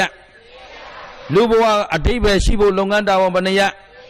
အဲ့တော့အဓိပ္ပာယ်ရှိသောသူဖြစ်ခြင်းရဲ့လည်းလုပ်ငန်း2ရပ်လုပ်ရမယ်ဗုဒ္ဓဘာသာအစစ်ဖြစ်ခြင်းရဲ့လည်းလုပ်ငန်း2ရပ်လုပ်ရမယ်မြတ်စွာဘုရားရဲ့သားတော်သမီးတော်ဖြစ်ခြင်းရဲ့လည်းအဲ့တော့ခင်ဗျားတို့ကမိယုတ်ဖယုတ်ကမွေးဖွားတယ်လို့ဆိုခြင်းလားမိကောင်းဖခင်သားသမီးဖြစ်ခြင်းလားဆရာဇိုးဆရာယုတ်ရဲ့တပည့်ဖြစ်ခြင်းသလားဆရာကောင်းတပည့်ဖြစ်ခြင်းသလားဒါဖြင့်လုပ်ငန်းတာဝန်ဘယ်နှရရှိလဲအဲ့တော့1မြတ်စွာဘုရားရဲ့အဆုံးအမတရားကိုသိအောင်လုပ်ရပါမယ်ငါပြင်းတယ်ငါမပြောလိုက်ရှင်ဘူးတော်တော်ထုံနဲ့မျိုးလို့ဆိုပြန်ပြော1နေ့သီးသီးတရားတိုင်းလိုက်နာကျင့်ဆောင်ရပါမယ်ဖယားပြန်ပြောဒီလုပ်ငန်း2ရပ်မလုပ်နိုင်မဲ့လူဖြစ်ပြီလို့ပြောလို့ကျင့်တတ်ပြီလားအဲ့ဒါပရိယတ္တိသာသနာပရိပတ်တိသာသနာအဲ့ဒီသာသနာလုပ်ငန်း2ရပ်သည်ဗုဒ္ဓဘာသာဝင်တိုင်းရဲ့အလုပ်လို့မှတ်ပါတစ်ချိန်ကလမ်းညွှန်မှုအတိအကျမပေးနိုင်ခဲ့တော့ဒါဘုန်းကြီးတွေအလုပ်လို့ပဲတွက်ထားတယ်ဘုန်းကြီးတွေကမြတ်စွာဘုရားရဲ့သားတော်ဖြစ်တဲ့အတွက်ဒီအလုပ်ကိုမဖြစ်မနေလုပ်ရမယ်ဘာဖြစ်လို့လဲဆိုတော့ဒီကရုံတုံးပြီးသင်္ကန်းပတ်လိုက်တာကဒီအလုပ်2လုပ်လုပ်ဖို့ဘုန်းကြီးတွေအတွက်သားရေးသမီးရေးစီးပွားရေးလူမှုရေးနိုင်ငံရေးအလုပ်ရှိလားမရှိဘူးအဲ့ဒါလုပ်ရင်လည်းဒါယဟန်မဟုတ်ဘူးရှင်းလားယဟန်အလုပ်ကဒီ2ခုပဲရှိတယ်ကျင်းတော့ခမည်းတော်မှာတော့သားရေးသမီးရေးစီးပွားရေးနိုင်ငံရေးမလုပ်လို့မရဘူးလုပ်ကိုလုပ်ရမယ်နိုင်ငံရေးကလည်းခမည်းတော်အရေးပဲတချို့ကကိုတမင်းကိုစားမလေးကိုကကိုရှာစားတာသူကသူဘသူအုပ်ချုပ်တယ်ကိုနှိမ့်ဆက်မဲ့လူအုပ်ချုပ်နေတော့ဗာတတ်နိုင်သေးတော့လမ်းတောင်ဖြောင်းဖြောင်းသွားလို့မရဘူး12လက်မတပိတ်3ပိတ်တကိတ်ဟိုနာတားပြန်ပြီဘာအတွက်တောင်းမှန်းကိုမသိဘူးတရောင်းစားတိုင်းပြီရှင်းလားအမြင်ကိုကတ်နေပြီဟိုနာပိတ်ထားဒီနာပိတ်ထားသူ့တပ်ပေါက်ဆိုလည်းပိတ်အကုန်လုံးလူခွင့်ရေးစော်ကားခံနေရကိုလန်းကိုဖြောင်းဖြောင်းမသွားဘူးဟိုချောင်းချဒီချောင်းချဟာဘာလို့နေမှမသိဘူးပြီးတော့အများပြည်သူလုံခြုံရေးအတွက်စိတ်ဆင်းရဲတယ်လို့မတရားသဖြင့်အနိုင်ကျင့်ခံနေရတယ်ဘယ်သူအုပ်ချုပ်ပြီးရောလို့လုပ်လို့ရမလားအဲ့ဒါဘာမဲ့နေလို့လဲပညာမဲ့နေလို့အရာကလေးရဲ့တော့ပါလားငါလည်းအောင့်နေရတာကြာမနေနိုင်ဘူးလွတ်လပ်ရေးမရသေးလို့ဆိုပြီးစောင့်နေတာကတော်တော်ကြာတယ်ဒီ3လစောင့်ရတာတော့ပါတယ်နော်ကြည်ရောကျင်တတ်သလားဒါပြန်အားလုံးကြိုးစားဖို့လိုအပ်မလို့ဘယ်ခုနပြောလက်စားတောင်ပါပါလိမ့်နော်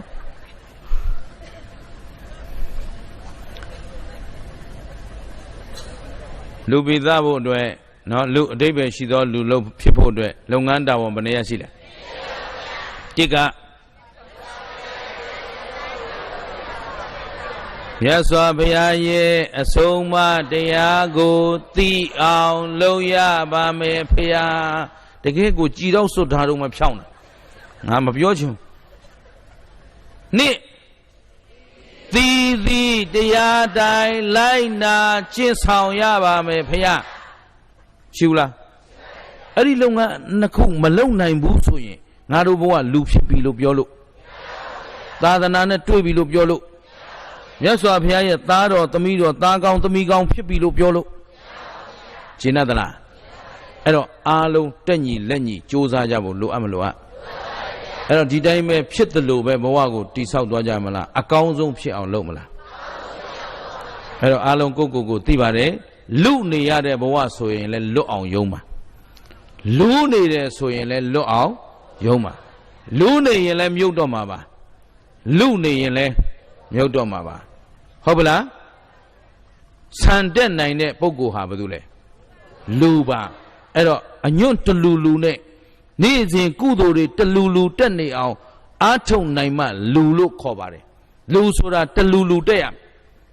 ရှင်းသလားအဲ့တော့တလူလူဆိုတာစီးပွားဥစ္စာတွေတက်နေုံနဲ့လူဖြစ်ပြီလားယာဓုတွေတက်နေုံနဲ့လူလို့ခေါ်မလားဘွယ်ဓုဂုံဓုတစိတ်တွေများနေုံနဲ့လူလို့ပြောလို့အဲ့လူတယောက်ရဲ့တန်ဖိုးကိုဘာနဲ့တိုင်းမလဲသီလသမာဓိပညာပြန်ပြောအဲ့တော့ပညာရှိမရှိဘာနဲ့သိနိုင်တယ်သီလနဲ့သမာဓိကျင့်သလားအဲ့ဒီသီလသမာဓိကိုကောင်းစွာစောင့်ရှောက်ထိမ့်သိမ်းနိုင်သူမှဘာရှိတယ်လို့ကျင့်ပြီနော်ကောင်းပြီအဲ့ဒီအတွက်ဦးဇင်းတို့သူတော်ကောင်းတို့တွေမဆုံးမနစ်သောလုံလဝရိယနဲ့ကိုယ့်ဘဝကိုကောင်းစွာတည်ထောင်ပြီးတော့ကြိုးစားကြဖို့သင်မသိသူတော်ကောင်းတို့ကဘသူရဲ့တပည့်သားသာဝကတွေလဲမြတ်စွာဘုရားရဲ့တပည့်သားသာဝကကျင့်တယ်နော်ဒါဖြင့်သာသမီမကောင်းရင်တပည့်မကောင်းရင်ဒါဖြင့်ကိုယ်လုံရမှားခဲ့ရင်ဘသူကိုစော်ကားပြီးသားဖြစ်နေတယ်ဘုရားလို့မပြောနဲ့ဘုရားနင်တို့တငယ်ချင်းမဟုတ်ဘူးမြတ်စွာဘုရားလို့ပြောဘယ်လိုပြောမလဲအတော်ရိုင်းတဲ့ဟာတွေပဲဘုရားနဲ့ဘယ်လိုစမ်းမှန်းလဲဘယ်လိုကိုသူတော်ကောင်းတို့ကဘသူသားသမီးဖြစ်ချင်တာလဲမြတ်စွာဘုရားသားသမီးဖြစ်ချင်ဖို့ဘာတွေလုပ်ရမလဲသီလတရားသမာဓိတရားပညာတရားတွေအားထုတ်ဖို့လိုအပ်မလို့အဲ့တော့လူရဲ့အဆင့်တန်းကိုဘာနဲ့တိုင်းမလဲသီလသမာဓိပညာဟုတ်ပြီနော်အဲ့ဒီသီလသမာဓိပညာတရား၃ပါးမှာဘယ်တရားကခေါင်းဆောင်လဲအဲ့တော့ပညာအားနည်းနေပြီဆိုရင်သီလစင်ကြယ်ပါမလားသမာဓိရောဖြောင့်မတ်ပါမလားအဲ့တော့သီလစင်ကြယ်ရေးသမာဓိဖြောင့်မြတ်ရေးကဘာကဥဆောင်မရမလဲအဲ့တော့အဲ့ဒီပညာမှာလဲတိကျမှန်ကန်တဲ့လမ်းညွှန်မှုလိုအပ်မလိုအပ်အဲ့ဒီလမ်းညွှန်မှုဘု து ဆရာရမြတ်စွာဘုရားဘု து ဆရာရတယ်မြတ်စွာဘုရားအဆုံးအမတိုင်းတာနေမယ်ဆိုရင်သူတော်ကောင်းတို့တွေတကယ်မြင့်မြတ်တဲ့ဘဝပိုင်ရှင်ဖြစ်နိုင်မဖြစ်နိုင်အဲ့တော့မြတ်စွာဘုရားအဆုံးအမတရားသည်သူတော်ကောင်းတို့ကိုအကျိုးပြုနိုင်မပြုနိုင်သူတော်ကောင်းတို့အတွက်တန်ဖိုးရှိမရှိသူတော်ကောင်းတို့အတွက်အားကိုးတိုက်အားမကိုးတိုက်ယုံသလားတကယ်ယုံသလားယုံရင်ဒီရရှိဘု து အဆုံးအမနဲ့နေမယ်မြတ်စွာဘုရားအဆုံးအမနဲ့နေဖို့မြတ်စွာဘုရားအဆုံးအမမသိဘဲနဲ့မရဘူးအဲ့တော့သိအောင်ကြိုးစားဖို့လိုအပ်မလိုအပ်သိပြီးရင်ကျင့်ဆောင်ရမယ်ကျင့်လဲကျင့်ရမယ်အဲ့တော့လေ့ကျင့်တယ်ဆိုတာကျင့်နေုံတက်တက်နဲ့ထားခဲ့လို့ကျင့်ပြီးရင်ဘာလုပ်ရမလဲဒါမှမဟုတ်ဉာဏ်သုံးဉာဏ်မှာတုဒ္ဓမယဉာဏ်စိတ်တမယဉာဏ်ဘာဝနာမယဉာဏ်ဆိုပြီးရှိတယ်မှတ်ထားနော်အဲ့ဒီမှာဘာဝနာမယဉာဏ်ကအမြင့်ဆုံးအဲ့တော့ဘာလို့အမြင့်ဆုံးဖြစ်နေတဲ့ဒီဉာဏ်ရဲ့အတိတ်ပဲကဘာလဲတုဒ္ဓမယဆိုတာမြတ်စွာဘုရားရဲ့အဆုံးအမတွေကြားဘူးတာနာဘူးတာမှတ်ဘူးတာဖတ်ဘူးတာလေ့လာဘူးတာသင်ဘူးတာဟုတ်ပြီနော်အဆုံးအမဆိုတာသင်လို့ပဲသိသိကိုယ့်အကိုဖတ်ပြီးပဲသိသိကြားဘူးလို့ပဲသိသိအရေးကြီးတာသိဖို့ဟုတ်ပြီနော်သိပြီးသွားရင်တုဒ္ဓမယကြားဘူးသွားရင်စိတ်တမယကြားဘူးတဲ့တရားကိုကိုယ်ခန္ဓာကိုယ်နဲ့ပေါင်းစပ်ပြီးတော့ကြံစီရမယ်ကာယကံစင်ကြယ်အောင်ဘယ်လိုအထုတ်မလဲဝစီကံစင်ကြယ်အောင်ဘယ်လိုလုပ်မလဲမနောကံစင်ကြယ်အောင်ဘာလုပ်ကြမလဲငါဘယ်လိုကြိုးစားရင်ရမလဲဆိုတော့ကိုအမြဲမပြတ်ကြံစီနေတာအဲ့ဒါစိတ်တမယဉာဏ်ကြံစီပြီးတော့ကာယကံစင်ကြယ်နည်းလဲသိပြီးဝစီကံစင်ကြယ်နည်းလဲသိပြီးမနောကံစင်ကြယ်နည်းလဲသိပြီးဆိုအဲ့ဒီနည်းကိုစင်ဆက်မပြတ်အားထုတ်နေတာဘာဝနာဟုတ်ပြီနော်အဲ့ဒီဘာဝနာမယဉာဏ်သည်နိဗ္ဗာန်ရောက်သည့်တိုင်အောင်မပြတ်ဆောင်ထားရမယ်ဉာဏ်အမြင့်ဆုံးဉာဏ်ရှင်းမလားနိဗ္ဗာန်ရောက်ပြီးပြီဆိုရင်တောင်မှပြိဋိနိဗ္ဗာန်မဆံမချင်းဒီတရားကိုလက်လွတ်လို့မရတဲ့အတွက်သူကဘာဝနာမယဉာဏ်ဟာအမြင့်ဆုံးရှင်းလားအဲ့တော့ဗုဒ္ဓဘာသာမှန်ရင်ကျင့်ဆောင်ရေးကိုပြင်းလို့မရဘူးကျင့်ဆောင်ရေးဟာဒုဘဝရဲ့တန်ဖိုးရှင်းမလားဗါလဲ အဲ့တော့တရားသိအောင်ကျင့်ဖို့ကျင့်စဉ်ရှိမရှိအဲ့တော့တရားနာမယ်လေ့လာမယ်အားထုတ်မယ်မေးမြန်းမယ်စုံစမ်းမယ်အဲ့ဒါသိအောင်လုပ်နေတာဒါလည်းတို့ရဲ့ကျင့်စဉ်ဟုတ်ပြီနော်လူဖြစ်ချင်ရင်တရားသိအောင်လုပ်ရမယ်နောက်သိတဲ့တရားကိုသိတဲ့အလျောက်မကျင့်ဆောင်ရင်တန်ဖိုးရှိမလားအနှစ်သာရရှိမလားမရှိတော့သိသလောက်ကျင့်မယ်ကျင့်သလောက်ဆောင်ထားမယ်အဲ့ဒါလူတန်ဖိုးရှင်းမလားသဘောပေါက်ပြီလားကဲဒါလေးကိုတူတူနဲ့သဘောပေါက်သွားအောင်ဦးဇင်းတို့မြတ်စွာဘုရားရှင်ကိုရောမြတ်ကြီးရှိစဉ်ကဖြစ်ပြခဲ့တဲ့အဖြစ်ပြက်ကလေးပေါ့လေဒါဓမ္မပဒပါဠိတော်မှာလာပါတယ်အားလုံးလည်းကြားဘူးပြီးသားဝတ္ထုတစ်ခုဖြစ်ပါတယ်ဒါပေမဲ့ဒီနေ့အဓိပ္ပာယ်ရှိသောလူဆိုတဲ့တရားကောင်းစဉ်နဲ့သဟဇာတဖြစ်အောင်ဦးဇင်းတို့ကြံစီပြီးတော့လာပါတယ်အဲ့တော့တခြားမဟုတ်ပါဘူးဦးဇင်းတို့မြတ်စွာဘုရားရှင်ကိုရောမြတ်ကြီးရှိစဉ်ကာလကမြတ်စွာဘုရားရဲ့တပိသားသာဝကတွေဖြစ်တဲ့သာဝတိမြို့ကနာမည်ကြီးသာသနာဒါယကကြီးအနာတပိန်တို့ဝိသခာတို့မရှိဘူးလားသာသနာဒါယကအနာတပိန်ဒါယိကာမဖြစ်တဲ့ဝိသခာကျောင်းမတို့ဆိုတာကသာသနာတော်ကိုအလွန်ကြည်ညိုကြပြီးတော့သောတာပန်အရိယာကြီးတွေတနည်းအားဖြင့်ဘုရားရဲ့သားတော်သမီးတော်အစစ်တွေဖြစ်တော့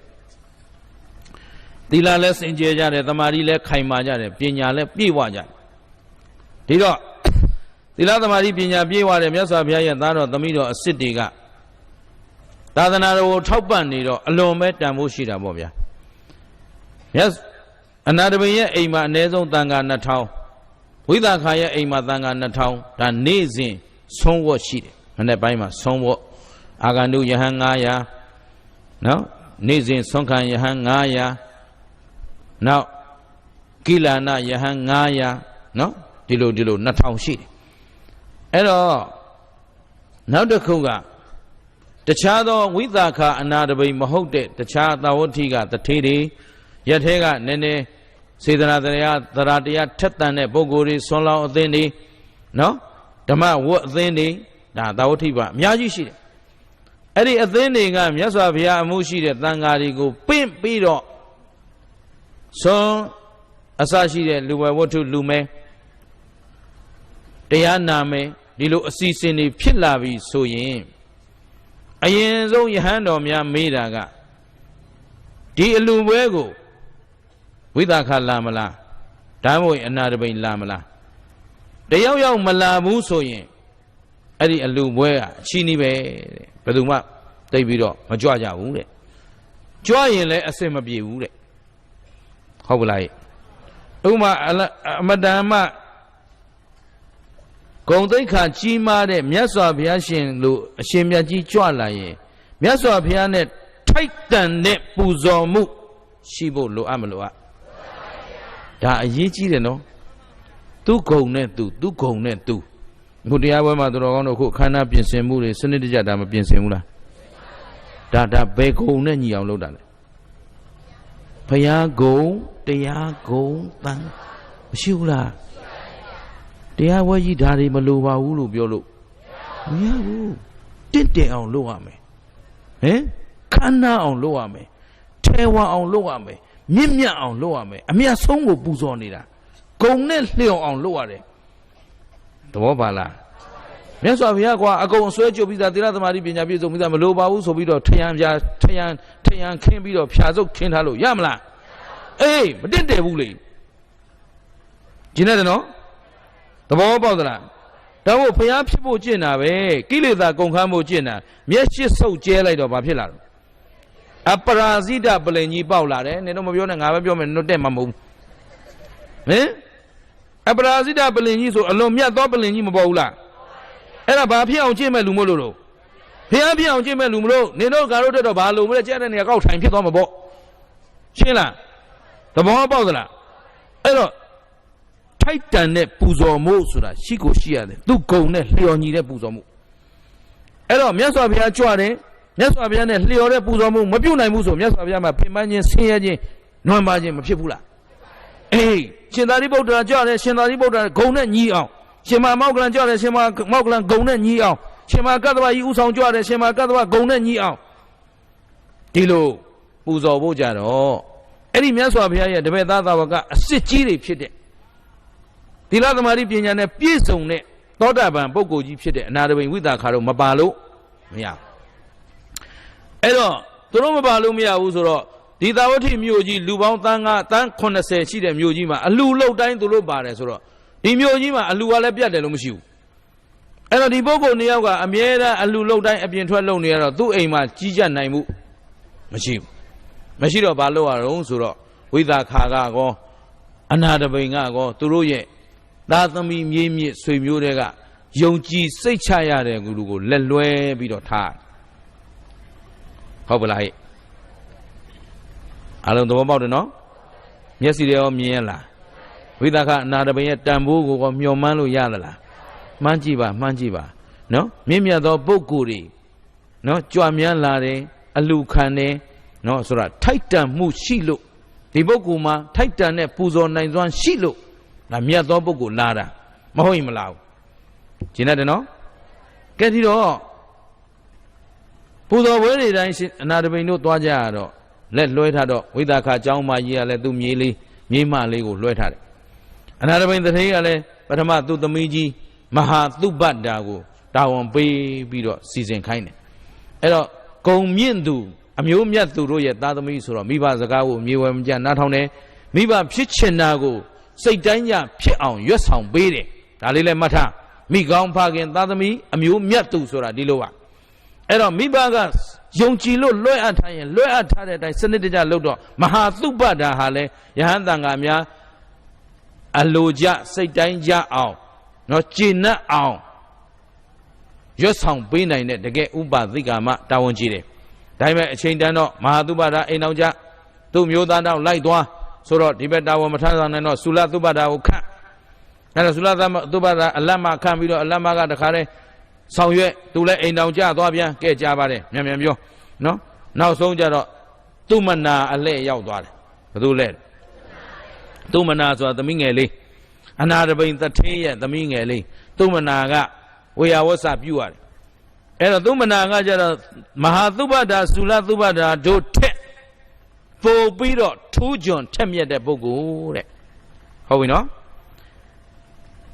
မောင်နှမညီမ3ယောက်မှဘယ်သူကပို့ထက်တယ်လဲအငယ်ဆုံးသူမနာပို့ထက်တယ်ဆိုတာဘာနဲ့တိုင်းလဲ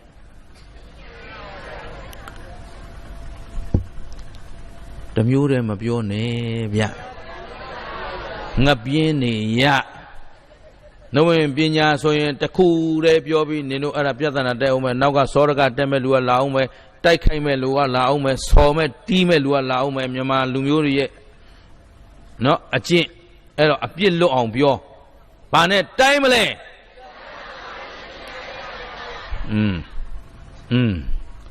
အဲ့တော့သီလသမာဓိပညာနဲ့တိုင်းမယ်ဆိုတော့သုဘတ္တာမဟာသုဘတ္တာသုလသုဘတ္တာတို့ထက်သူမနာမင်းသမီးသူမနာတထေးသမီးလေးကသီလနဲ့ပို့ပြီးတော့ပြည့်စုံတယ်တမာတိပို့ပြီးတော့ရင့်ကျက်တယ်ပညာလည်းကြီးမားတော့တန်ခဝေယဝဆလှုပ်ရင်းနဲ့မြတ်စွာဘုရားအမှုရှိတဲ့ဘုရားအမှုရှိတဲ့တန်ဃာတော်တွေရဲ့ဝေယဝဆလှုပ်ရင်းနဲ့သူကနေ့စဉ်အဆုံးမတရားနာယူတယ်ဘာလဲဆုံးခံကြွလာတဲ့ယဟန်တန်ဃာတွေကဓမ္မအလင်းရောင်ပေးစွမ်းနိုင်တဲ့တတ္တိရှိတဲ့တတ္တိဒုပုဂ္ဂိုလ်ကိုချင်းကပြီးတော့အရှင်ဘုရားဆွမ်းအနုဘောဓနာတရားလေးချီးမြှင့်ပါဘုရား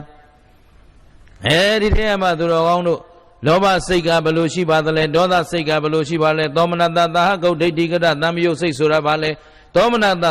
သံယုတ်ဒိဋ္ဌိကတဝိပယုတ်စိတ်ဆိုတာဘာလဲဘာညာကွိကွာပေါ့အဲ့ဒီစိတ်ကလေးတွေမေးသူကသူသိကျင်တဲ့တရားလေးတွေကိုမေးပြီးတော့အမြဲတမ်းပညာယူတယ်အမြဲတမ်းဘာယူတော့ပညာယူတော့သံဃာဝေယဝဆလုံရင်းတရားလဲနာတယ်ဆိုတော့တရားသိအောင်သူမလုပ်ဘူးလားသိပြီးတော့ဘာလုပ်တော့ကျင့်လဲကျင့်တယ်ဆောင်လဲဆောင်စပြီးလောက်ခါစားသူ့တပည့်သားမြေတွေပေါ့စိတ်တိုင်းမကြရင်ငေါ့မယ်ငန်းမယ်စူမယ်ကျိမ့်မယ်ဝမ်းမယ်ဟဲ့ဘုန်းကြီးတွေကြွနေပြီနင်တို့ကမပြီးသေးဘူးလားဟဲ့ကောင်မတွေလှုပ်ကြဘာဖြစ်တယ်ညာဖြစ်တယ်ကြမ်းကြမ်းမှန်မှန်ပြောခြင်းပြောမယ်ဒါပေမဲ့တနေ့ပြီးတနေ့လှုပ်လာရင်းနဲ့တရားတွေပြေဝလာတဲ့အခါကာယကံလည်းစင်ကြယ်လာတယ်ဝစီကံလည်းစင်ကြယ်လာတယ်မနောကံလည်းစင်ကြယ် ကာယမုဒုတာစိတ်တမုဒုတာကိုယ်ကလည်းနုညံ့သိမ်မွေ့လာတယ်စိတ်ကလည်းနုညံ့သိမ်မွေ့လာတယ်ကာယလဟုတာစိတ်တလဟုတာကိုယ်လက်စိတ်တွေပေါ့ပါလာတယ်တရားပြည့်တဲ့လူနဲ့မပြည့်တဲ့လူသွားတာလာတာနေတာထိုင်တာကြည်တာရှုတာကြည်လိုက်တရားမရှိရင်ထုံထုံထိုင်ထိုင်လေးလေးကန်ကန်နဲ့အမြဲတမ်းမျက်နာကထော်လန်းညိုပုတ်နော်စူချိတ်နေရင်အဲ့ဒါဘာတရားမှဟုတ်ပြီလား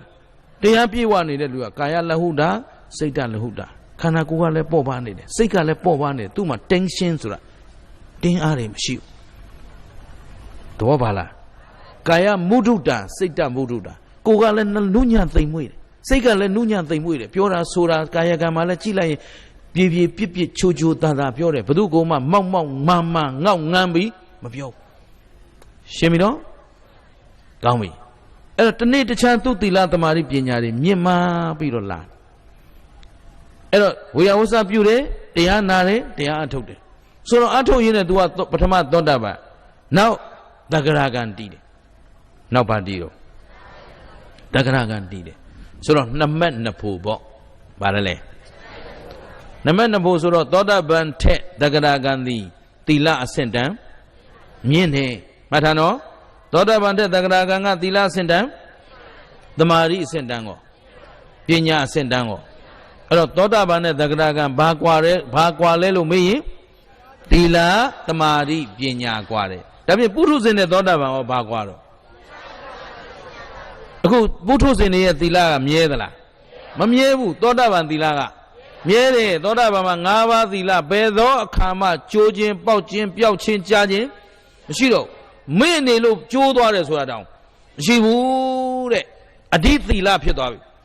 အဓိစိတ်ဓာတ်သူ့စိတ်ကလည်းခိုင်မြဲလိုက်တာဖရာတရားသံဃာမှလွဲ၍ကိုယ်ကိုယ်ရမရှိဘူးလောကမှာတတ္တဝါတွေကအကြောင်းတရားနဲ့ပုဂ္ဂိုလ်တတ္တဝါလို့ရှိသလားအကြောင်းဖြစ်ရင်အကြောင်းချုပ်ရင်တကယ်ရှိတာယုတ်တရားနဲ့ယုံနာတစ်ပါးလည်းမြဲသောတရားလားမမြဲသောတရားလားအကြောင်းကောင်းရင်အကြောင်းမကောင်းရင်အဲ့တော့ပုဂ္ဂိုလ်တ attva တွေလုံကင်နေကြတာလားအကြောင်းကျိုးတွေဖြစ်ပြနေတာလားသောတာပန်ကဒါအပိုင်သိတော့သူ့စိတ်ကလည်းခိုင်မြဲသောတမာတိပိုင်ရှင်ဖြစ်သွားပြီဘယ်တော့မှယရဏ၃ပါးပေါ်မှာရင်းရံခြင်းရှိတော့မြတ်စွာဘုရားပေါ်မှာလည်းတန်တရားမရှိဘူးတရားတော်ပေါ်မှာလည်းတန်တရားမရှိဘူးတန်ခါအပေါ်မှာလည်းရှင်းတ်သလားသဘောပေါက်သလားတမာတိတာတယ်အဲ့သီလတမာတိတာတာဘာသာသွားလို့ပညာသာသွားလို့အဲ့တော့ပုထုဇဉ်နဲ့သောတာပန်တူသလားမတူဒါဖြင့်ခင်ဗျားတို့အခုပုထုဇဉ်အဖြစ်နဲ့ကိုယ့်ဘဝကိုကျေနပ်ပြီးနေကြမလားမြဲမြံတဲ့သီလသမာဓိပိုင်ပညာပိုင်ရှင်ဖြစ်အောင်ဓမ္မအတိတ်ပဲရှိတဲ့ကိုယ့်ဘဝကိုသီလသမာဓိပညာနဲ့မှမတီဆောက်နိုင်ရင်လူဆိုတဲ့အတိတ်ပဲကိုရှိဘူးလူနေသလား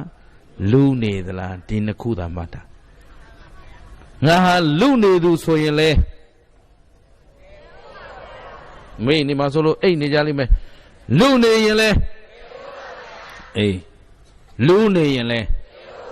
အဲ့တော့ဒေအိုးကလွတ်ချင်ရင်လူဖြစ်အောင်လို့ဘာနဲ့လုပ်မလဲသီလတရားသမာဓိတရားပညာကျင့်တတ်လားအခုသူမနာဒေဝီကလေးကြိုးစားပြီးတော့သူမလုပ်ဘူးလားလုပ်ရင်းနဲ့အတိတ်ကဝတ်ကြွေးကံအကြောင်းကမကောင်းတော့ငယ်ငယ်ရွယ်ရွယ်နဲ့ယောဂရပြီးတော့သေကောင်ပေါင်းလဲဖြစ်တယ်ဟုတ်ပြီနော်ဒါကတော့အတိတ်ကံနဲ့ဆိုင်သွားပြီပြစ္ဆုတ်ပံကံနဲ့ပြောလို့မရတော့တန်ခါဝေယဝဆပြုရင်းနဲ့အကြောင်းကကုန်လာတော့သေကံဤဖြစ်လာတယ်အိယာဖြာကဖြစ်လာတော့အနာတပိန်တထေးကြီးကိုတွားပြီးတော့အကြောင်းကြားတထေးကြီးကလည်းကျန်တဲ့အလှတစ်ခုစီမံနေရနေအပြေးအလွှတ်ပြန်လာသူသမီးစီပေါ့ပြန်လာပြီးတော့မှအမတန်ချစ်လာစွာသောဒီသမီးလေးရဲ့ထူးခြားတဲ့လိမ္မာရေးကြရှိပုံလိမ္မာပန်းနတ်ပုံတန်ဃာတော်တွေကိုသူ့စိတ်တိုင်းကြတထေးကြီးစိတ်တိုင်းကြတန်ဃဝေယဝဆပြုနိုင်ပုံတွေကြောင့်အလွန်မြတ်နိုးတဲ့သမီးလေးအဲ့ဒါဒီသမီးလေးကသေကနီးလာပြီဆိုတော့တထေးကြီးကစိတ်ပူတယ်ဩငါသမီးကနေတိုင်းဒီတန်ခါဝေယဝဆချဲလိုက်ပြုတ်လိုက်လှူလိုက်ကတ်လိုက် ဒါနဲ့နေ့စဉ်အချိန်ကုန်ခဲ့တာတဲ့တနာပါတယ်တရားအထုတ်ချိန်တောင်မရှိရှာဘူးဒီတော့သမီးနေသားရဲ့လားလို့မေး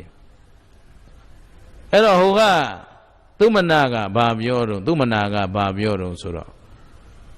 မောင်လေးရဲ့တဲ့နေသားပါတယ်ဗါတဲ့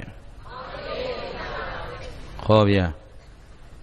သေကနီးကြမှာနော်အဲ့တော့သေကနီးဆိုတော့ဟိုကအနာတပိန်တထေးကြီးကသောတာပန်သူမနာကပါလေသက္ကရာကံဘသူကအဆင့်မြင့်တယ်သမီးကအဖေနဲ့သမီးမှာဘသူကအဆင့်မြင့်နေတယ်အဲ့တော့ကိုယ်အထက်အရိယာကိုအောက်အရိယာကမမြင်နိုင်ဘူးတဲ့မှတ်တာပုထုဇဉ်ဆိုတာထားလိုက်အထက်အရိယာကိုသို့တော့အထက်အရိယာကတော့အောက်အရိယာကိုမြင်နိုင်တယ်အဲ့တော့သမီးလောက်တဲ့လူကအဖေဘယ်အဆင့်ရှိတယ်ဆိုတာသိတယ်အဖေလောက်တဲ့လူကသမီးဘယ်အဆင့်ရှိတယ်ဆိုတာဒါဖြင့်အဖေထက်ဘယ်သူကသာနေလဲဘာသာတော့လောက်ပြန်ပြီသီလလူပိသားရေးတရားတွေမသာဘူးလားသာနေတော့သမီးလေးသက်သာရဲ့လားဆိုတော့မောင်လေးမမသက်သာပါလေဆိုတော့တထေးကြီးကမျက်နှာပြက်သမီးရဲ့ဘာလို့ကြောင်ထောက်6ချားတွေပြောနေလဲသမီးကုသိုလ်တွေလှုပ်ထားတာပဲနေ့စဉ်တန်ခဝေယဝဆလှုပ်နေတာအာယုံပြုလေသမီးဘာလို့အာယုံ6ချားတွေပြောနေတယ်ဖေးအဖေးသမီးကိုပြောနေတာအဖေးမောင်လေးမမကကြောင်6ချားပြောနေတာမဟုတ်ဘူးတဲ့ဟောဗါတဲ့အဖေကိုဘယ်လိုခေါ်ဂိုင်းမိုးချိုးတွေတော့ပြစ်ကုန်တော့မှာငရဲတွေကြည့်ကုန်တော့မှာပဲဘာလို့မကြည့်တော့ဒါဆိုသိမ့်လို့ရပြီပြန်ကြစို့ငါပြောချင်တာဒါပဲသဘောပါလားအဲ့တော့တထေးကြီးကစိတ်ပုံပြီးသမီးရဲ့တတိထားပါတဲ့မောင်လေးတဲ့မမတတိမလွတ်ပါဘူး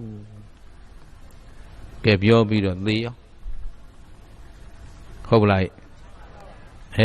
နတ်ရွာဆန်သွားရောပေါ့ဗျာဗါတဲ့ရှင်ဘုရင်လည်းမဟုတ်ပဲနဲ့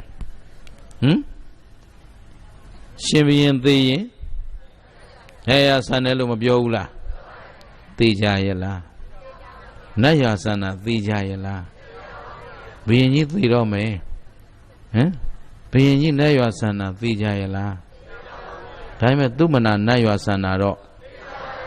ဘာမို့လို့တော့အဓိသီလအဓိစိတ်ဓာတ်အဓိပညာပိုင်ရှင်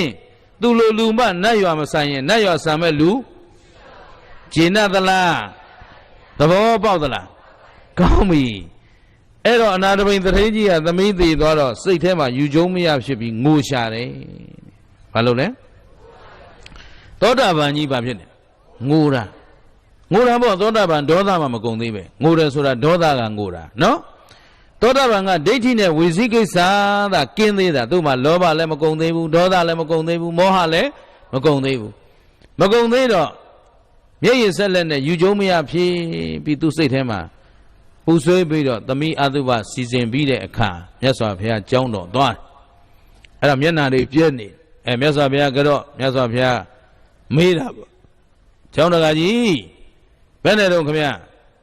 မျက်စိမျက်နှာတွေပြက်လို့ဘာဖြစ်နေတာလဲ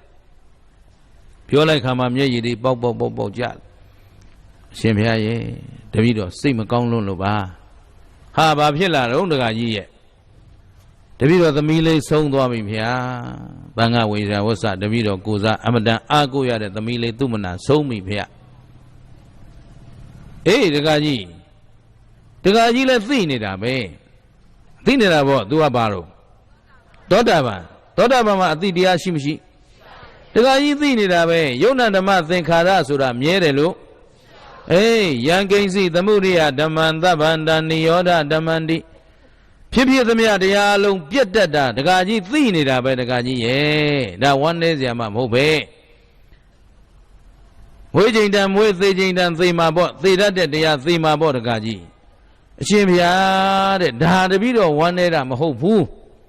တပည့်တော်သိပါတယ်တဲ့သေမျိုးတွေသေတာမဆမ်းပါဘူး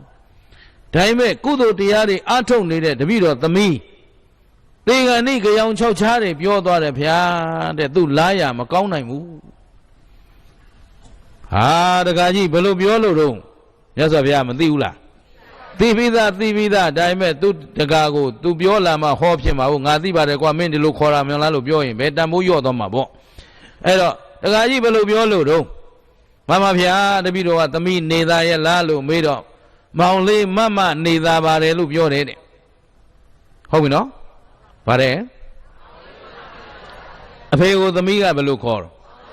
အဲ့တော့သမီးရဲ့ကြောင်၆ချားတွေမပြောပါနဲ့သတိထားပါ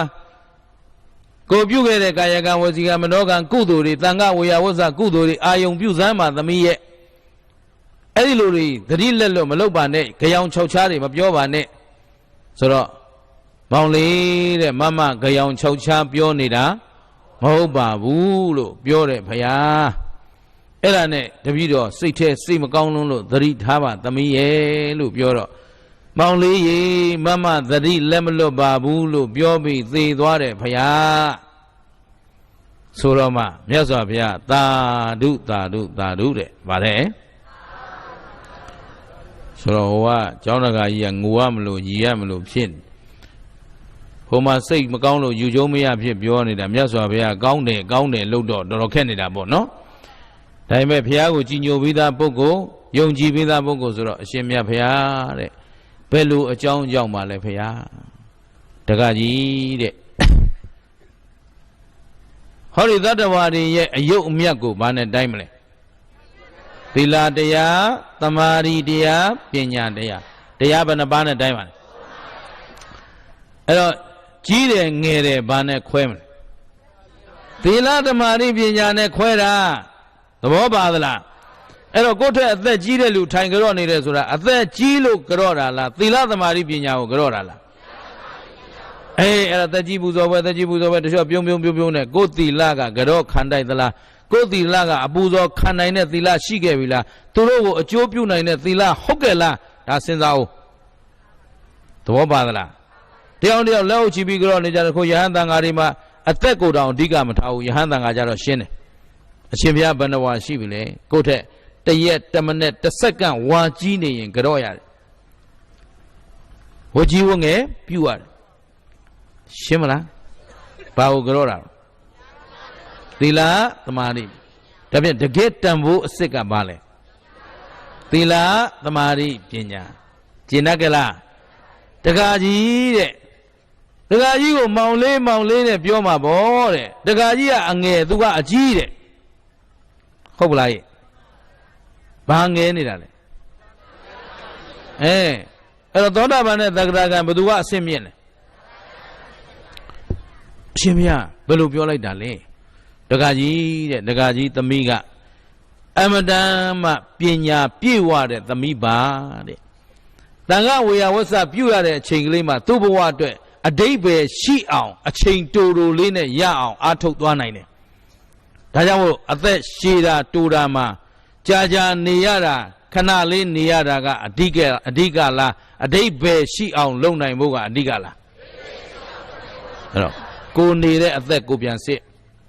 40 50 60ကအဓိကမဟုတ်ဘူးသီလသမာဓိပညာပြည့်စုံအောင်ဘယ်နှရက်နေပြီးလဲလို့ဘယ်သူစစ်မလဲကျင့်တတ်သလားအဲ့တော့တက္ကကြီးထက်သီလသမာဓိပညာတွေမြင့်နေတယ်အဲ့တော့တက္ကကြီးထက်သူကဂုံမြင့်နေလို့မောင်လေးလို့တရားပြသွားတာတဲ့ဘာပြသွားတာသူ့ဖေကိုဒီအဆင့်မှာပဲရပ်တန့်ပြီးတော့ကျေနပ်မနေဖို့အတွက်တတိပေးသွားတာဟုတ်ပလားဒါဖြင့်စော်ကားသွားတာလားကျေးဇူးဆက်သွားတာလားကျေနပ်တယ်နော်သဘောပေါက်သလားဒါဖြင့်သူ့စကားတွေဟာအဓိပ္ပာယ်ရှိမရှိသူ့လောက်ရကရောဒါဖြင့်သူ့မနာလေးဟာကျေနပ်ပြီလားတဲ့ခင်ဗျားတို့ရောအဓိပ္ပာယ်ရှိတဲ့လူဖြစ်အောင်ဒီနေ့ကစပြီးမဆုံးမနစ်ကြိုးစားကြပါလို့အလေးနဲ့ထားပြီးတော့တိုက်တွန်းပါတယ်နော်အဲ့တော့ဘဝတို့ဘဝတွေနေကြရတာခဏကလေးပါအဲ့ဒီခဏကလေးကိုအကျိုးရှိတဲ့ခဏဖြစ်အောင် ကြိုးစားကြဖို့သင့်မသင့်ကဲဒါဖြင့်တို့နိုင်ငံရဲ့အဓိပ္ပာယ်ရှိတဲ့ပုဂ္ဂိုလ်ကြီး32နှစ်နဲ့6လ4လနဲ့6ရက်သာနေသွားရှာတဲ့ပုဂ္ဂိုလ်ကြီးငယ်ငယ်ရွယ်ရွယ်နဲ့များစွာသောအဓိပ္ပာယ်ရှိသောအလုပ်တွေ तू လုပ်မသွားဘူးလားအေးအဲ့တော့ तू ကျေးဇူးနဲ့ငါတို့ဒီမြေပေါ်မှာဒီလိုလူမျိုးတွေဒီဘာသာကိုအခုလို့ကိုးကွယ်ခွင့်ရခဲ့ကြတာဖြစ်တဲ့အတွက်ဟုတ်ပြီနော်အားလုံးဟာသူကျေးဇူးကိုဆက်တဲ့အနေနဲ့အဓိပ္ပာယ်ရှိတဲ့လူတွေဖြစ်အောင်ကြိုးစားကြပါပညာမဲ့ဘဝနဲ့တင်းတိမ်မနေကြပါနဲ့ဟုတ်ပလားမောင်လေးနဲ့သမီးကခေါ်သွားတာလေးနားတဲ့အမြဲကြားပြီးတော့ဘဝကိုရုပ်ညံ့တဲ့ဘဝနဲ့ဏိကုန်မချုပ်ပါစေနဲ့သဘောပါပြီလားကဲဒါဖြင့်လူမလားဟမ်လူမလာ